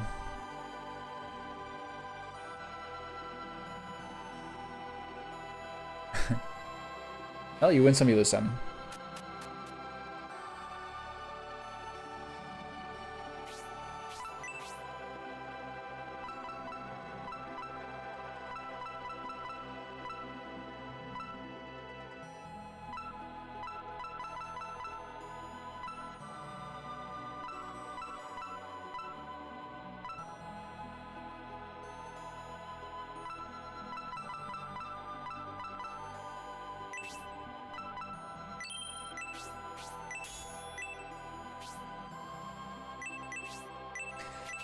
Oh, that's so sad.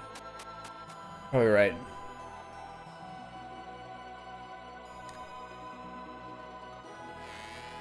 Stupid chunky fingers. That's essentially what it is.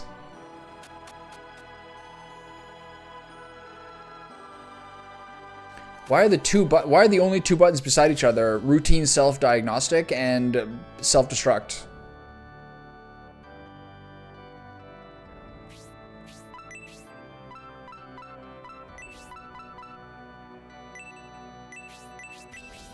So tragic. 45 minutes, I'll never get back. I can't even keep the progress. That's so sad. Oh my god. Whatever. Okay, so what did I do? I skipped the first floor, right? What's up?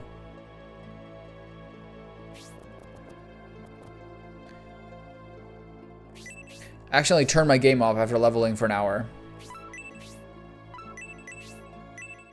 I was still processing that.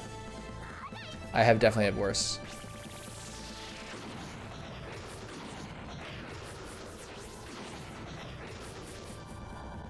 Which one are you talking about in person? Which one exactly are you speaking about? There's been so many.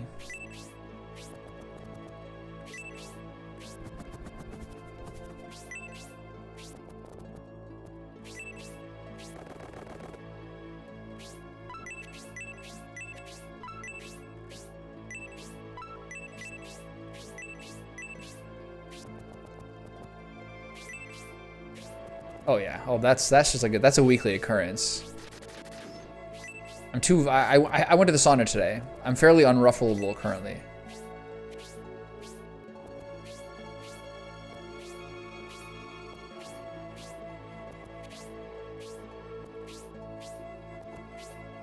I sweated out all the demons. They take a while to come back.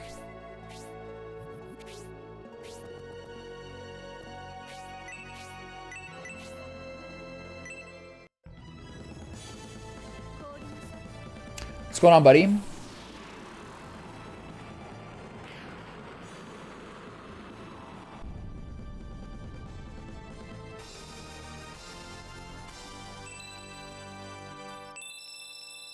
So she is two.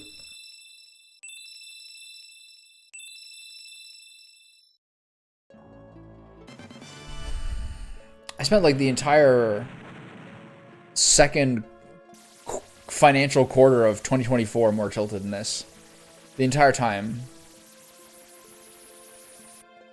Bloodborne to Elden Ring. The whole period. Just universal tilt.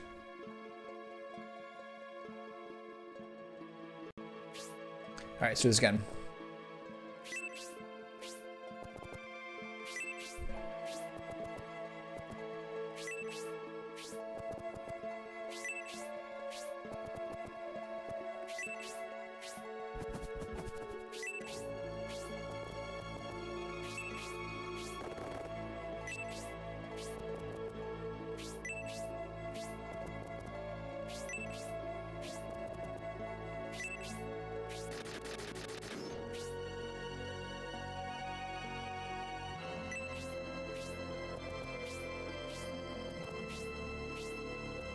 But we got there. In the end, I triumphed. But at what cost?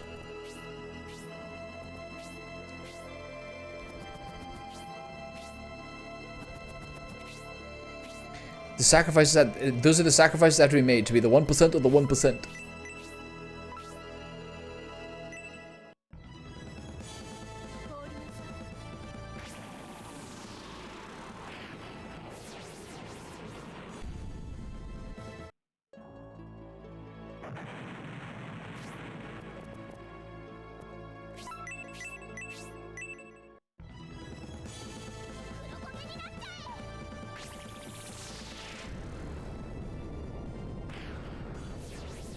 When I played the DLC, when I played Bloodborne, I didn't play the DLC until New Game Plus, which is a lot of the reason why it felt so difficult.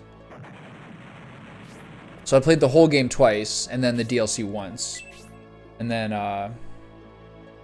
Ludwig was like the biggest struggle ever, and then Orphan of Kos wasn't that bad, and Lawrence was pretty tough. Ludwig is the hardest for me personally. Part of that is because I tried to use the, you know, the crow blades. I spent like, I think it probably took me like literally like, I think it was like 2 full streams almost to beat Ludwig, but for a lot of that I was trying to use the crow blade. So then when I changed back over to the threaded cane, it got a lot more easy. You have much better range and more damage because it's serrated.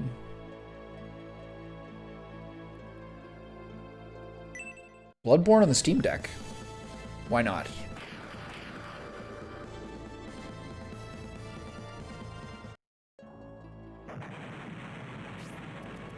I saw some like advertisement. I saw some sort of like Google Discovery feed headline today that said FromSoft is polling its players whether they want to see a sequel to Bloodborne. I was like, this is probably bait. I'm not gonna read it.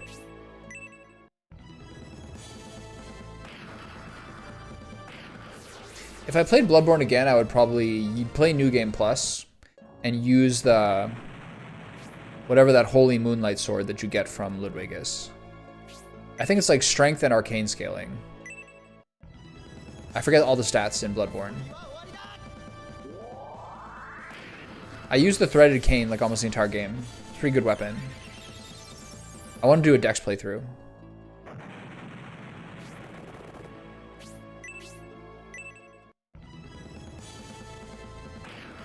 And I tried to use those crow blades, but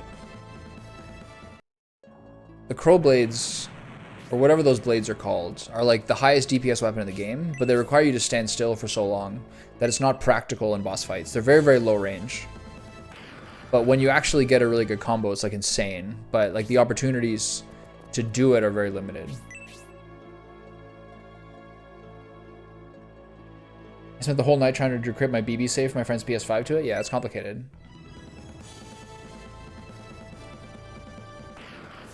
My friend Cruel Beans in Twitch chat had a PlayStation 3 that I played like 500 hours of Skyrim on when we lived together. And so it was complicated to like get it transferred from PlayStation 3 to my computer, but I still have it on like my old 2 PCs ago hard drive. I still have that Skyrim save. The pizza cutter especially goes crazy against Ludwig. That's like the ultimate cheat for him. So much damage. I have a Ludwig t-shirt. I bought it in Japan from a FromSoft store. It's so perfectly black and blue that I don't want to wear it. I'll probably never wear it. I'm more likely to frame it on my wall than I am to wear it, literally. Lawrence was hard, but part of my problem with Lawrence is that I was kind of like near the end of my playthrough, so I was sort of tired. Lawrence I actually beat off stream. It was like it was the only character in the entire series that I beat off stream, basically, as far as I recall. And the reason was I was working on it after like failing for a couple hours, and the big moment of the moment of clarity I had about Lawrence was that his moves are big and slow, but he does the most damage per move of essentially any boss in the entire game. So you just have to play a little different around respecting that. You can't really like trade with him or take the same risks as you could.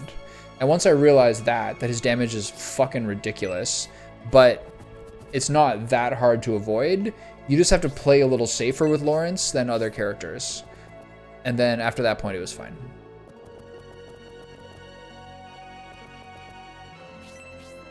I mean, fine, whatever. That was just like the point in which I beat it, like soon afterwards.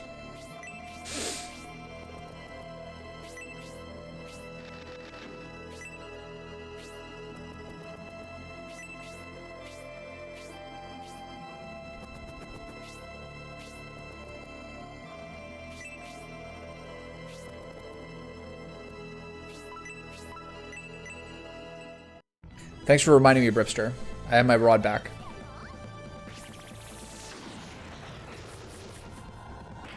The last phase for Lawrence, when he's crawling around and there's like magma rolling around the entire map, it's a little stressful.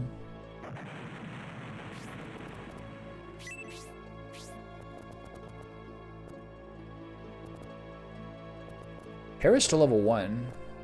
That's weird. Oh yeah, right. I restarted. Thanks, pal. Highly appreciated.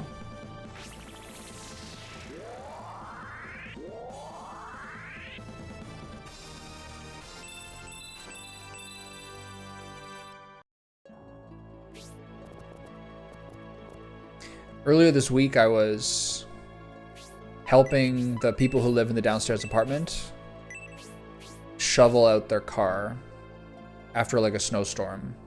And the guy was telling me about like the Four Nations Cup, like US Canada final coming up in a few days.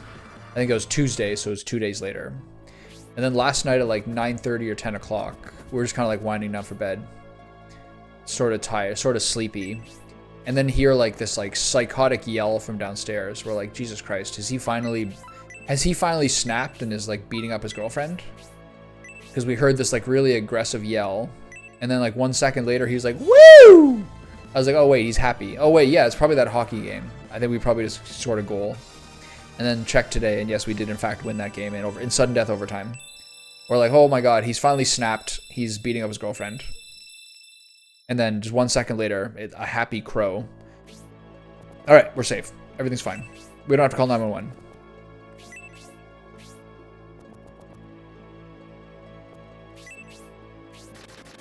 Everything's good, folks. Everything's fine.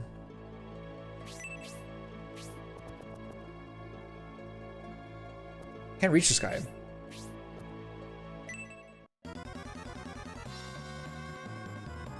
Did I watch Nongshim versus Genji? I watched the Cadro video.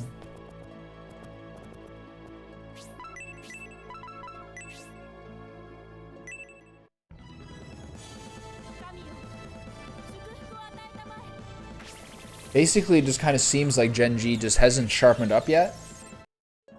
And obviously, like the other easy answer is that Duro looks kind of bad. But I don't know.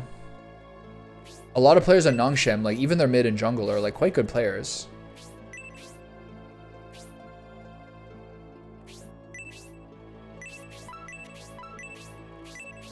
Like, that was kind of the most interesting part. Like, Lehens did well. I don't know. Yeah, I heard Duro played really badly. I was listening to the game more than I was watching it because I was at the gym, but it seemed to be like they seemed to be playing fairly badly. But Gideon and Fisher did well. I really like Fearless Draft best of fives. Like near the end when like the mid pool starts getting squeezed, top lane starts getting squeezed, people are playing like Swain, people are playing Olaf. That's really cool, man. Once you get all the Ambesses and like Cassantes and like boring champs out, then you get to like, things get really fun after that.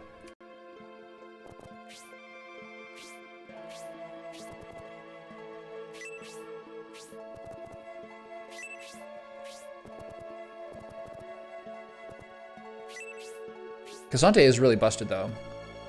A couple of weeks ago, my friend visited for the weekend, and we used to always spend the weekends just getting stoned and playing TFT. So I reinstalled the Riot client, and then we played TFT all weekend, and then I kept it on my computer for about a week before I deleted it again. And even me, having literally not played League of Legends for 11 months, still went like 11-4 my first game at Cassante. But part of that is like matchmaking. Like after playing for about a week, like they start to give me strong opponents again. I'm like, all right, I hate this game actually.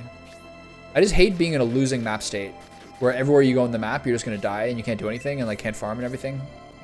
And TFT is good, but I'm not that good. I don't know. TFT I'm decent at, but I'm too passive.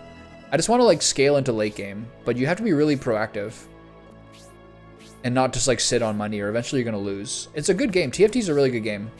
But I'm a little bit too lazy to play it really, really well.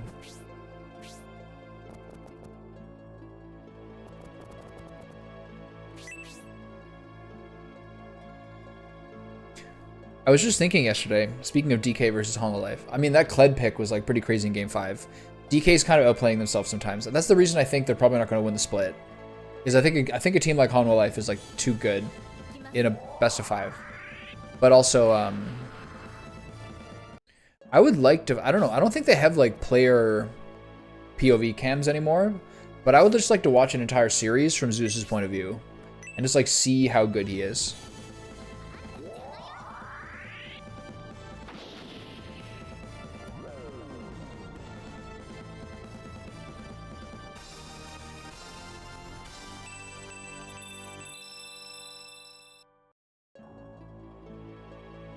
Even when Showmaker was picking Kled, he was upset.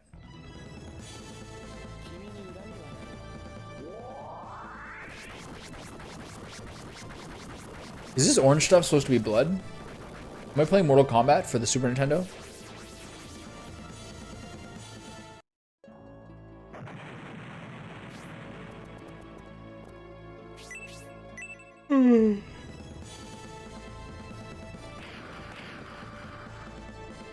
But some of like the podcasts I listen to about League were talking about how like Lucid in his second year is like a strong argument for like maybe the best jungler in the world right now.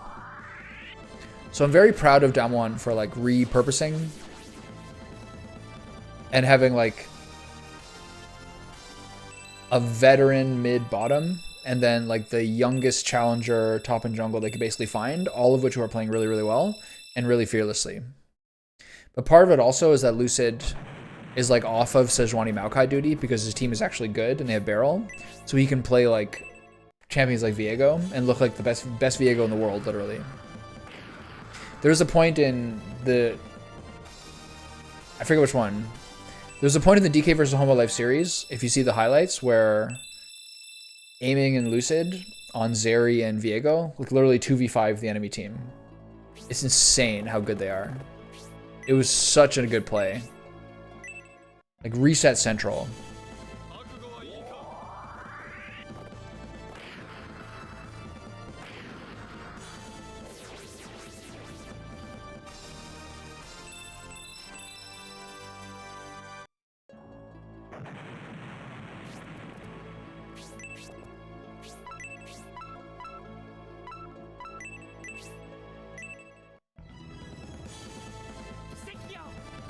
On Discord?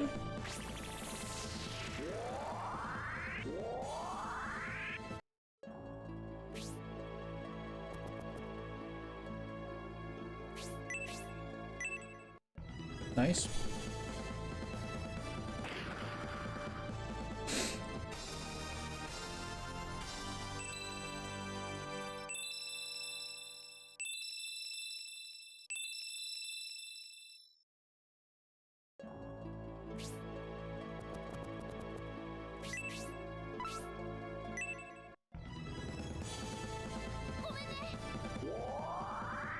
I think Pappets is a girl.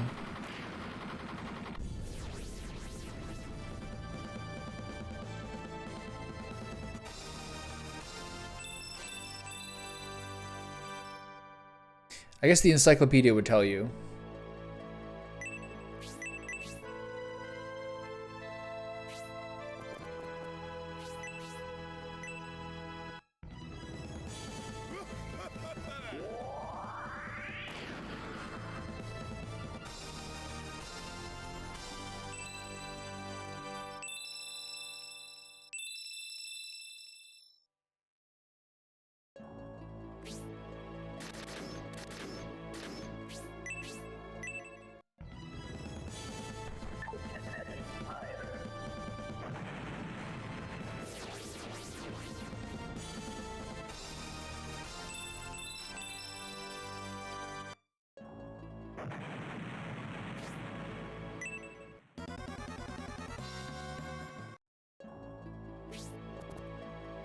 Who do you think will win?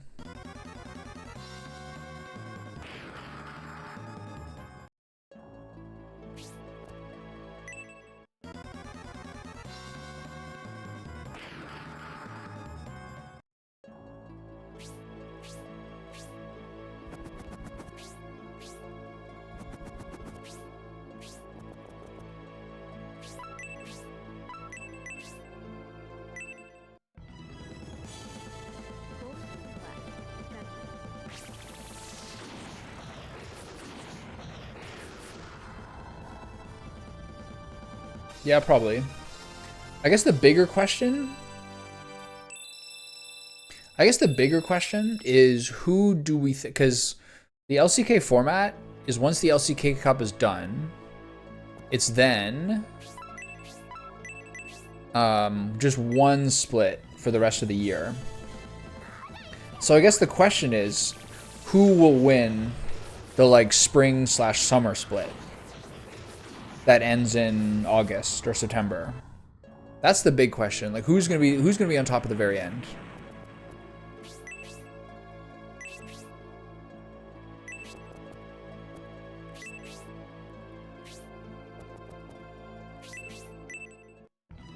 Obvious picks are HLE or Genji. Less likely picks are DK and T1.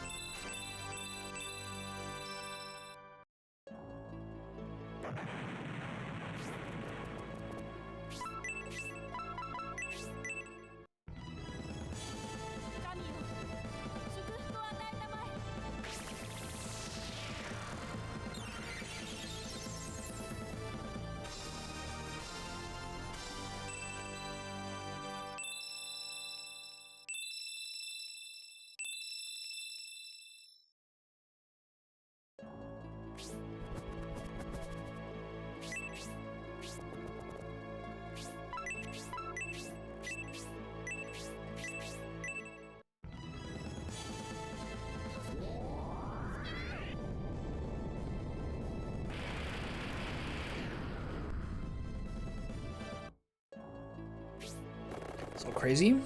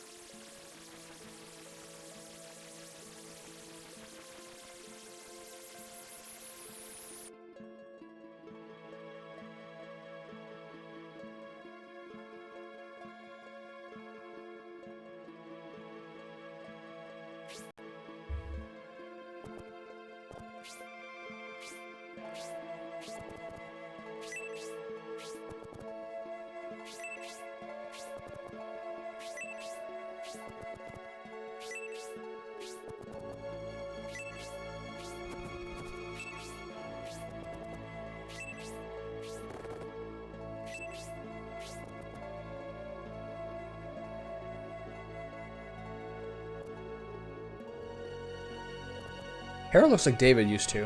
Kind of confusing.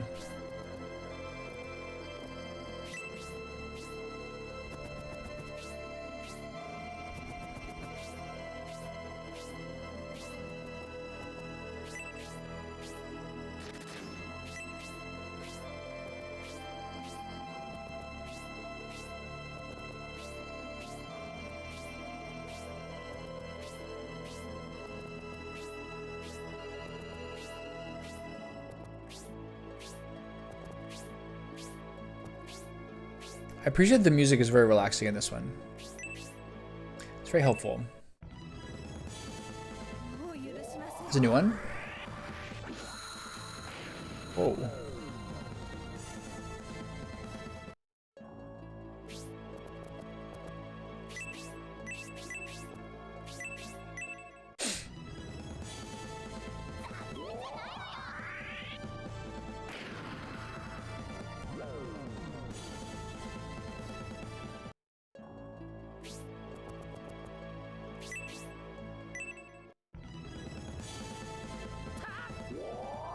Bripster, does having Orichalcum caster weapons increase your spell proficiency?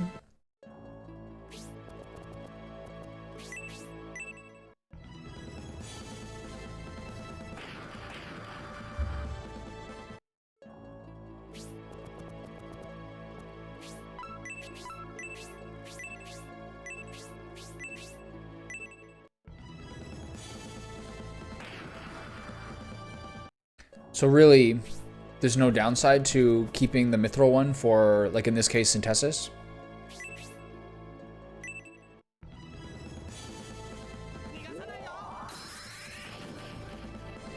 Chrono Trigger is, to this day, one of the best games ever made.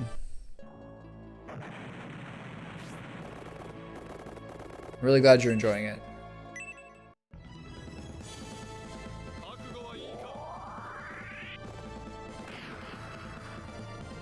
Yeah, just in terms of switching between the Mithril and Orichalcum Rod. The Mithril Rod gives you 2 MP regen, and now I'm not doubling up on having Blaze. I mean, if you want some help on where to go, let me know. I can always help. I probably have that game close to memorized.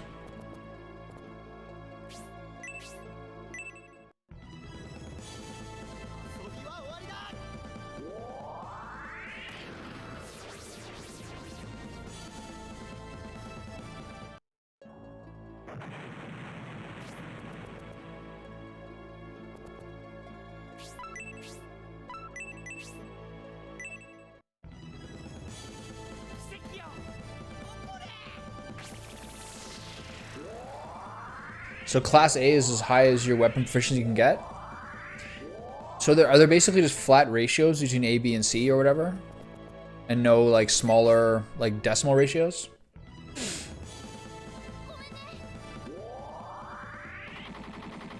So one of the reasons it's hard to tell if Hepatsu is a boy or a girl is because I think a lot of young boy characters are voiced by girls in Japan. Minotaur? Minotaur?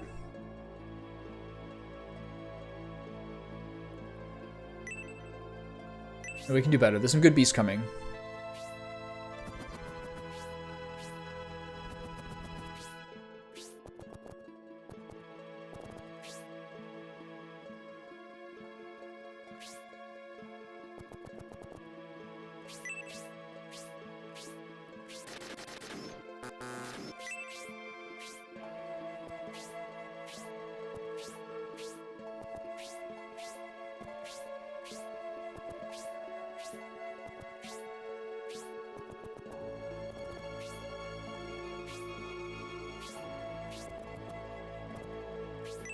I don't remember I don't remember if I saved on this floor or not.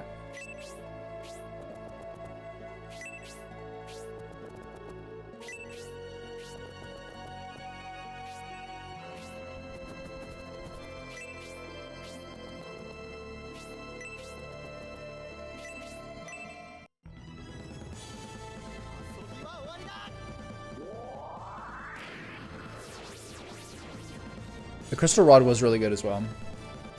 I forget the details of it, but I was definitely using it, very happy with it earlier.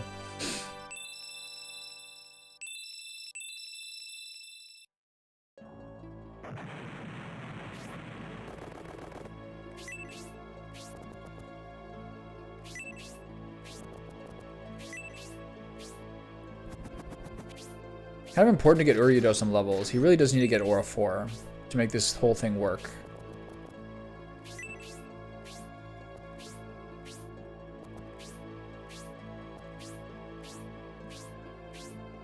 I wonder what the relative merits are of buying GTA 6 on PS5 versus on PC. I have like credible versions of both. Kind of convenient to play it on PS5 and to try to justify my PS5 with different games, but like I'm not sure that's an argument.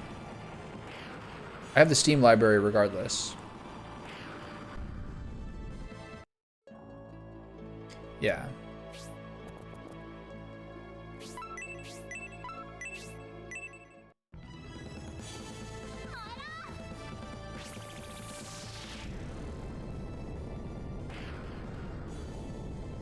I might just buy it on PS5 to like further justify the PS5 on which I only have 4 games.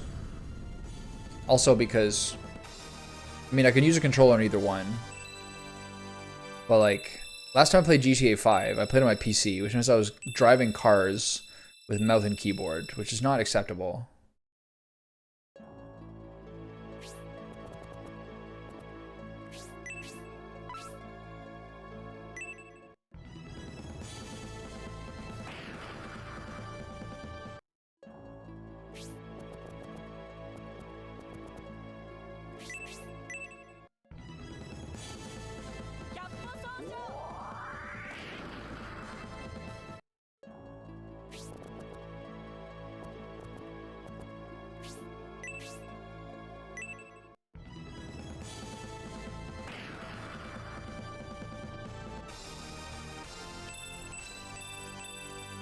We're getting a ton of health, these levels. That was the other thing I was wondering. I think in this case, you're probably not...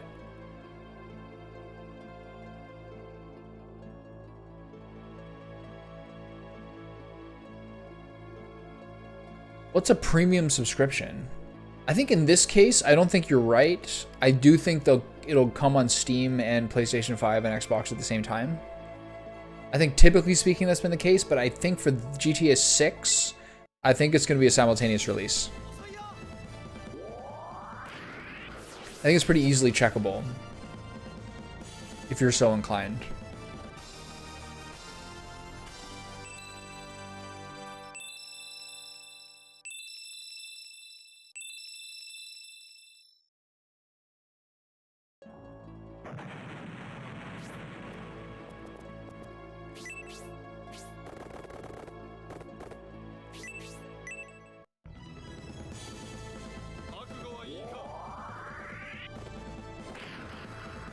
Is that just for online stuff, Nick?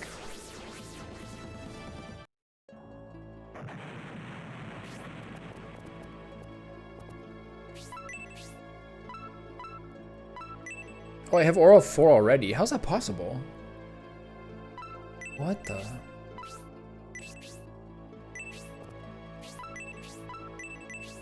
I didn't know I had that. Oh, I got it at the end of the previous game, right?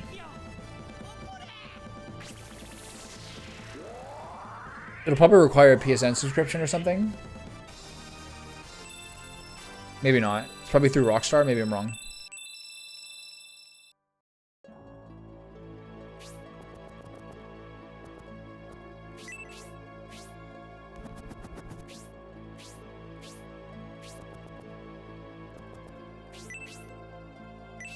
I gotta take some of these dudes out. This has been drastic. I actually lose someone here to some sloppy gameplay. Because the Minotaurs are probably focused on the same target. I think at this point we're tanky enough that they're not a problem.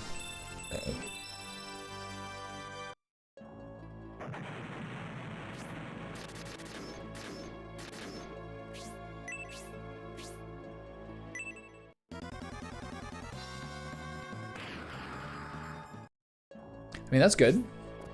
I think what they're trying to do is give people like that one story mode playthrough before before GTA 6. Which is fair. I'll probably do it. Why not?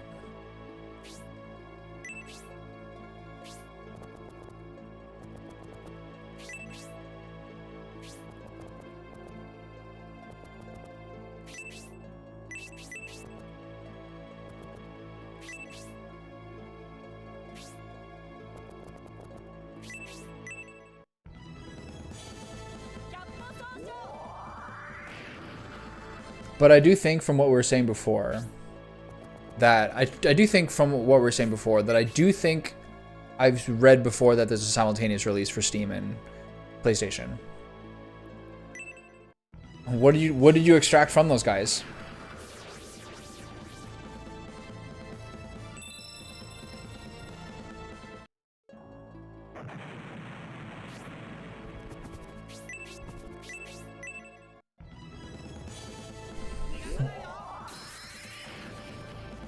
I really drained the map of guys. I really drained the guys. Wait, what?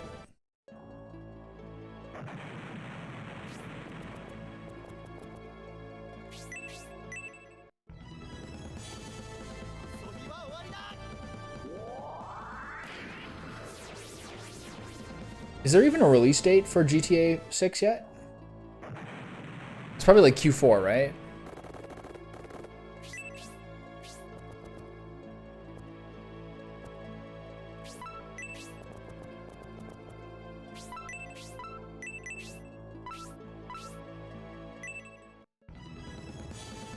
Yeah. In like summer or fall, there was the GTA 6 trailer, which said it was coming out in 2025.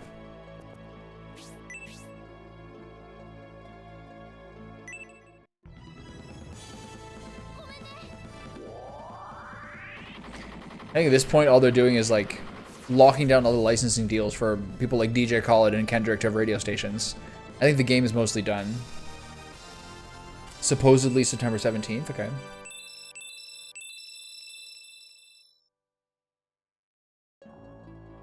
It's a good date.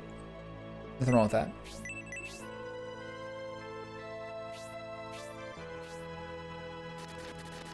Totally fine. Normally David, just totally acceptable. Yeah. Yeah. The game would be out if it wasn't for DJ Khaled. He's playing hardball. And no, I'm not talking about his belly.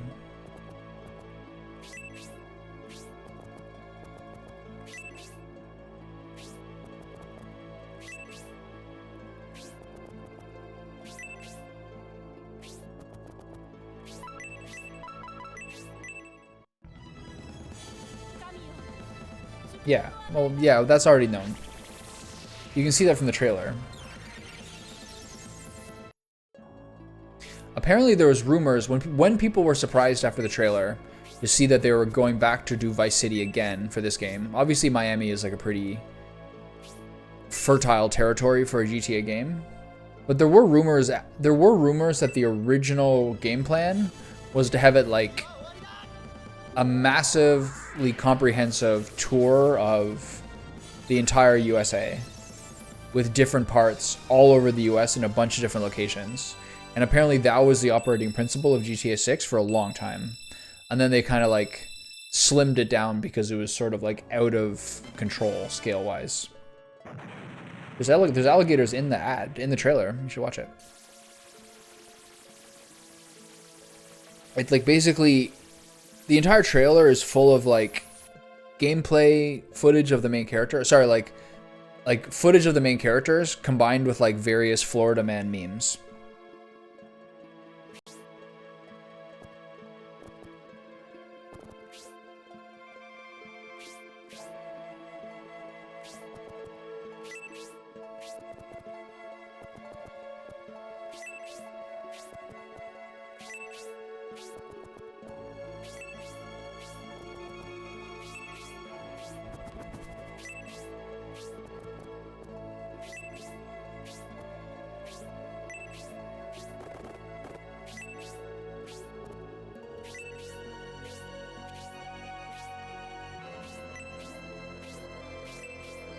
Robbie's name is Mecha God now.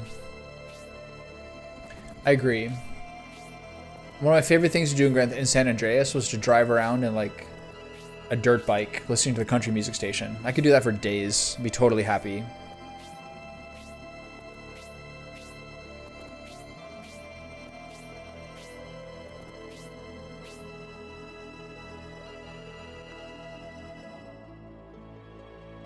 I think sort of like the cultural questions that you're probably alluding to of what will be lame about GTA 6 compared to previous ones, I would wager will probably be offset by just how extraordinary the technological achievement will be in terms of what people are hinting at who are like leakers who have played the game. Like the physics system, the climate, the sort of like sense of time in the world is gonna like completely blow any previous game out of the water from what people are sort of like leaking and what the rumors are. So whether it might have lost its sort of like edge, you could also sort of argue that to some degree in GTA 5, like that sort of edge was getting a little bit played out, but that's personal opinion. But I think whatever the complaints are about like how culturally relevant their aesthetic will be offset by just how exceptional it will be as a sandbox, like probably without precedent. That would be my guess. Yeah, how am I supposed to sleep at night if an animated character has a dick who's not supposed to? I can't live with that.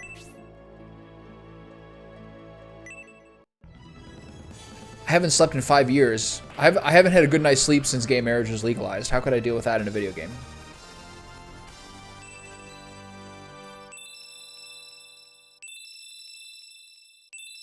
It is really funny though when like super like it is funny when people are like, look at the beach scenes in the game, it's full of like fat chicks. That's not the game I want to play. That's really funny. Don't you know the world you live? Don't you know the country you live in?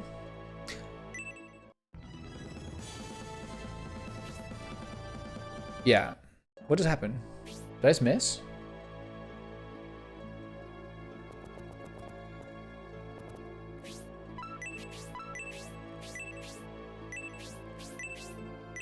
But like ultimately, story mode is one thing, but ultimately what they've learned is that like you just need to have the best possible sandbox for GTA Online. And then you like rake in billions of dollars and you're chilling. It's also probably going to be like 120 Canadian to buy. I would hazard maybe 130. It might be like a 100 USD game.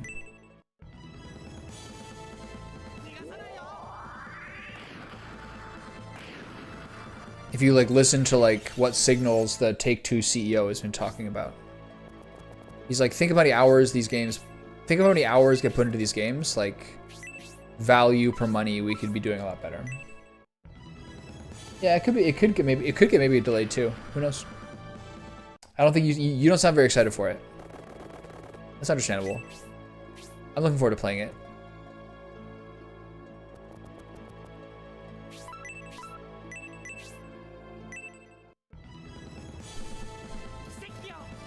I did 5 levels of the Heroes test with my Scenario 2 guys, Chinnigan.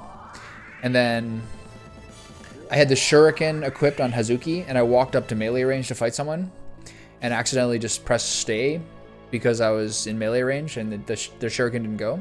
So then I pressed the backspace button to rewind to attack more properly and fat finger the F12 key and close the game.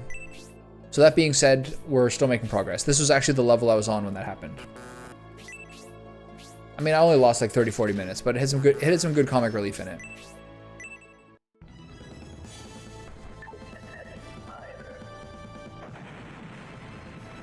I also seem to have not killed any of these hellhounds. That's not ideal. I hope we're strong enough that they don't kill any of my dudes. They're definitely not going to two-shot Jorts. Yeah, we're good. So yeah, I lost like 4 levels of the dungeon, which is kind of sad, but not the worst thing that ever happened. No. I think I'll probably finish. What time is it? It's like 2 o'clock now. I think I'll probably finish maybe the 2 heroes tests, but I'm not sure how much game is after. I'm not sure how much game there is afterwards. I think it's sort of like a final battle, but I might just pull out a Saturday stream tomorrow. Andy's going cross-country skiing at like 10 a.m. So I think I'll just go to the gym and then do a little hog squeezer all afternoon tomorrow to finish it off.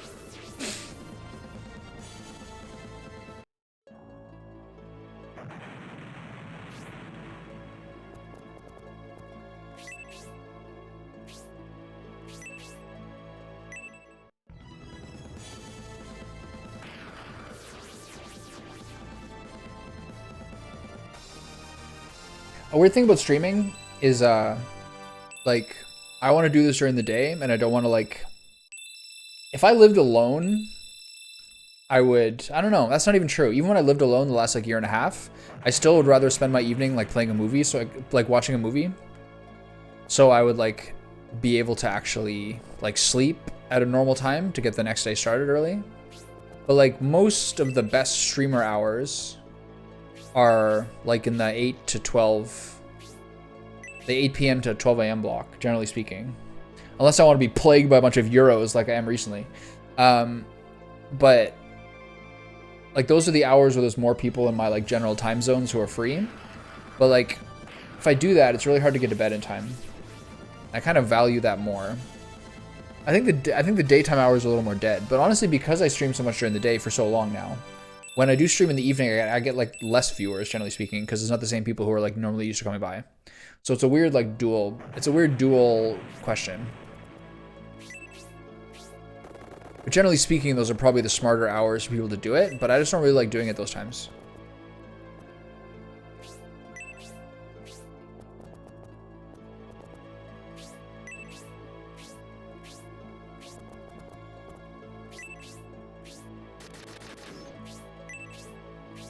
Okay, someone's got to heal 0.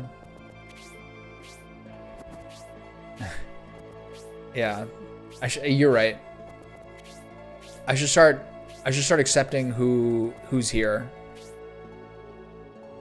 Time to pick up a cigarette habit, I think.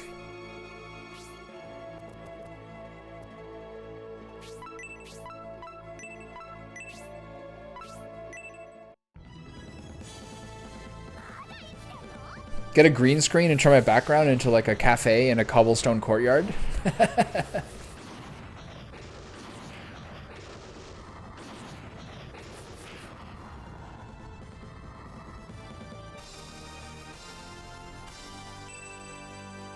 Local cheese shop. Can you smoke cigarettes and stream? I don't see why not.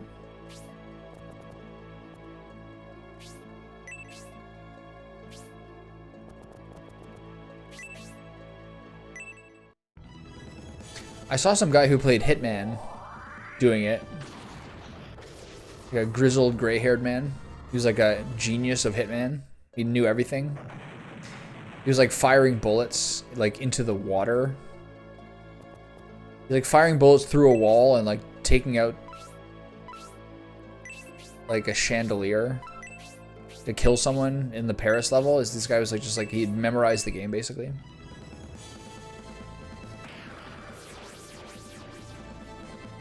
Have Euro theme day. Today we're doing blood pudding. Today we're also doing blood pudding, just from a different country.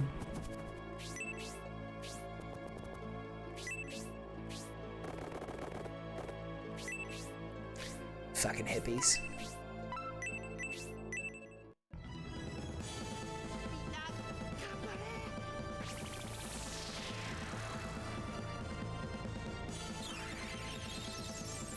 It still blows my mind that heal 4 is 20 mana and heals one person to full from one range.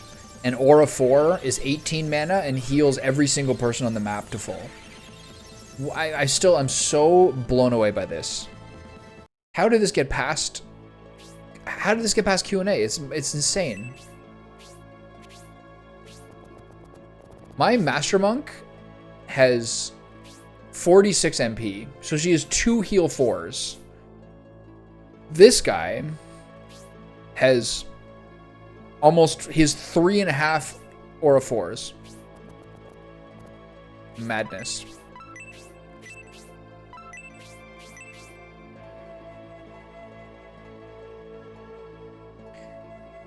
Black pudding is delicious. I agree. It's like a superfood.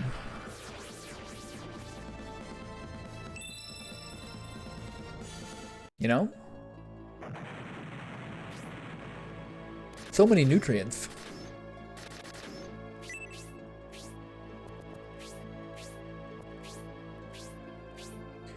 KOTOR 1 and 2? I think I own them for Steam. I saw some interview the other day. I was reading some interview the other day. That was like someone talking about, it was like a former VP at Amazon being like, we really thought we could beat Steam. We really thought we could beat Valve at their own game, thinking we could do like a game shop through Twitch after we bought Twitch and all these various programs like Luna or whatever it's called. And like time by time, they just could not use their like big Amazon cash stick that they wave around all the time to like actually beat Valve at anything. And like Valve over time is like proven to be one of like the biggest, like, I don't know, basically like efficiency per employee companies like in the space. It's like, and Amazon just did what they always did, is just kind of like throw money at things and just do a bad job of it. All their game stuff is sort of a joke, I think. They do a very bad job. Every time they bring out a new MMO or things like this, there's like a lot of hype over for like a month, but then they just disappear forever. The thing with Valve is like, I hope they just don't beat themselves, you know? I hope that they like continue to promote from within the people with the right attitude. I think they do. I think they're a pretty like game focused company. I don't think they have that revolving carousel of like former CFOs going from company to company that like make bad short-sighted decisions. Oh god. I got a 51 damage to my pets. I gotta get this over with.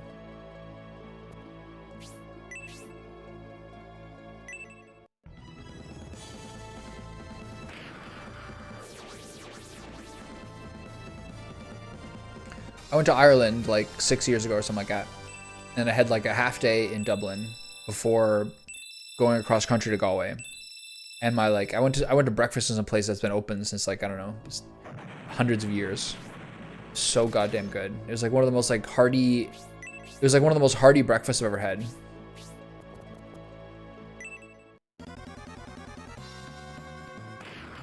Okay, I'm getting kind of disorganized here. I gotta kill these guys.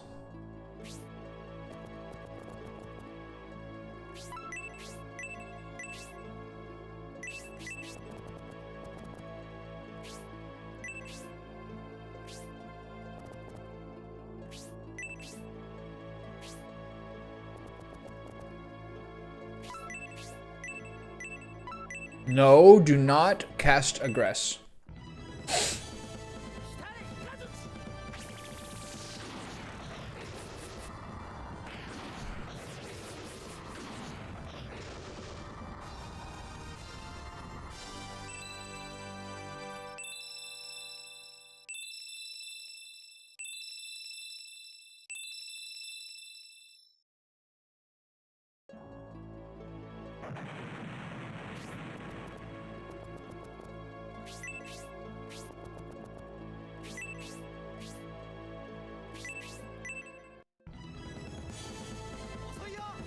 Yeah, I checked that today, actually, myself.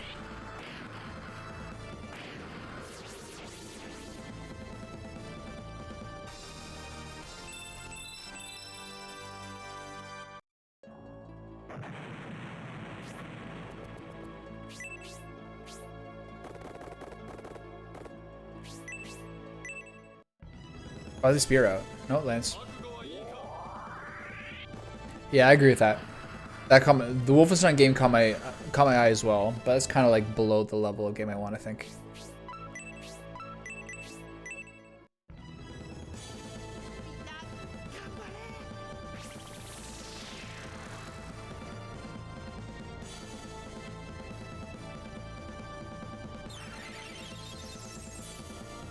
If you got like an MP restore item on your cleric, right now he is 64 or 66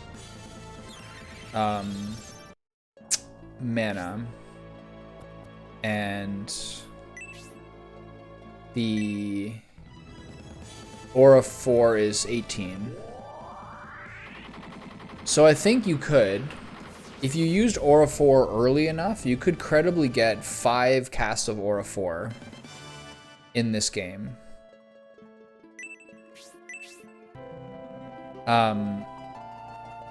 So let's say like, so that would mean you'd need 10 or 11 turns, 10 or 11 rounds of the game to get enough to do it. Okay, I think I take a break now. I gotta go pick up another bison steak because I'm not happy with the smell of one of the bison steaks that I got. And then I guess I might as well have lunch now while I'm doing it. Gotta save here. I'll do another save just to make sure in case something goes wrong. And then I will be back fairly quickly.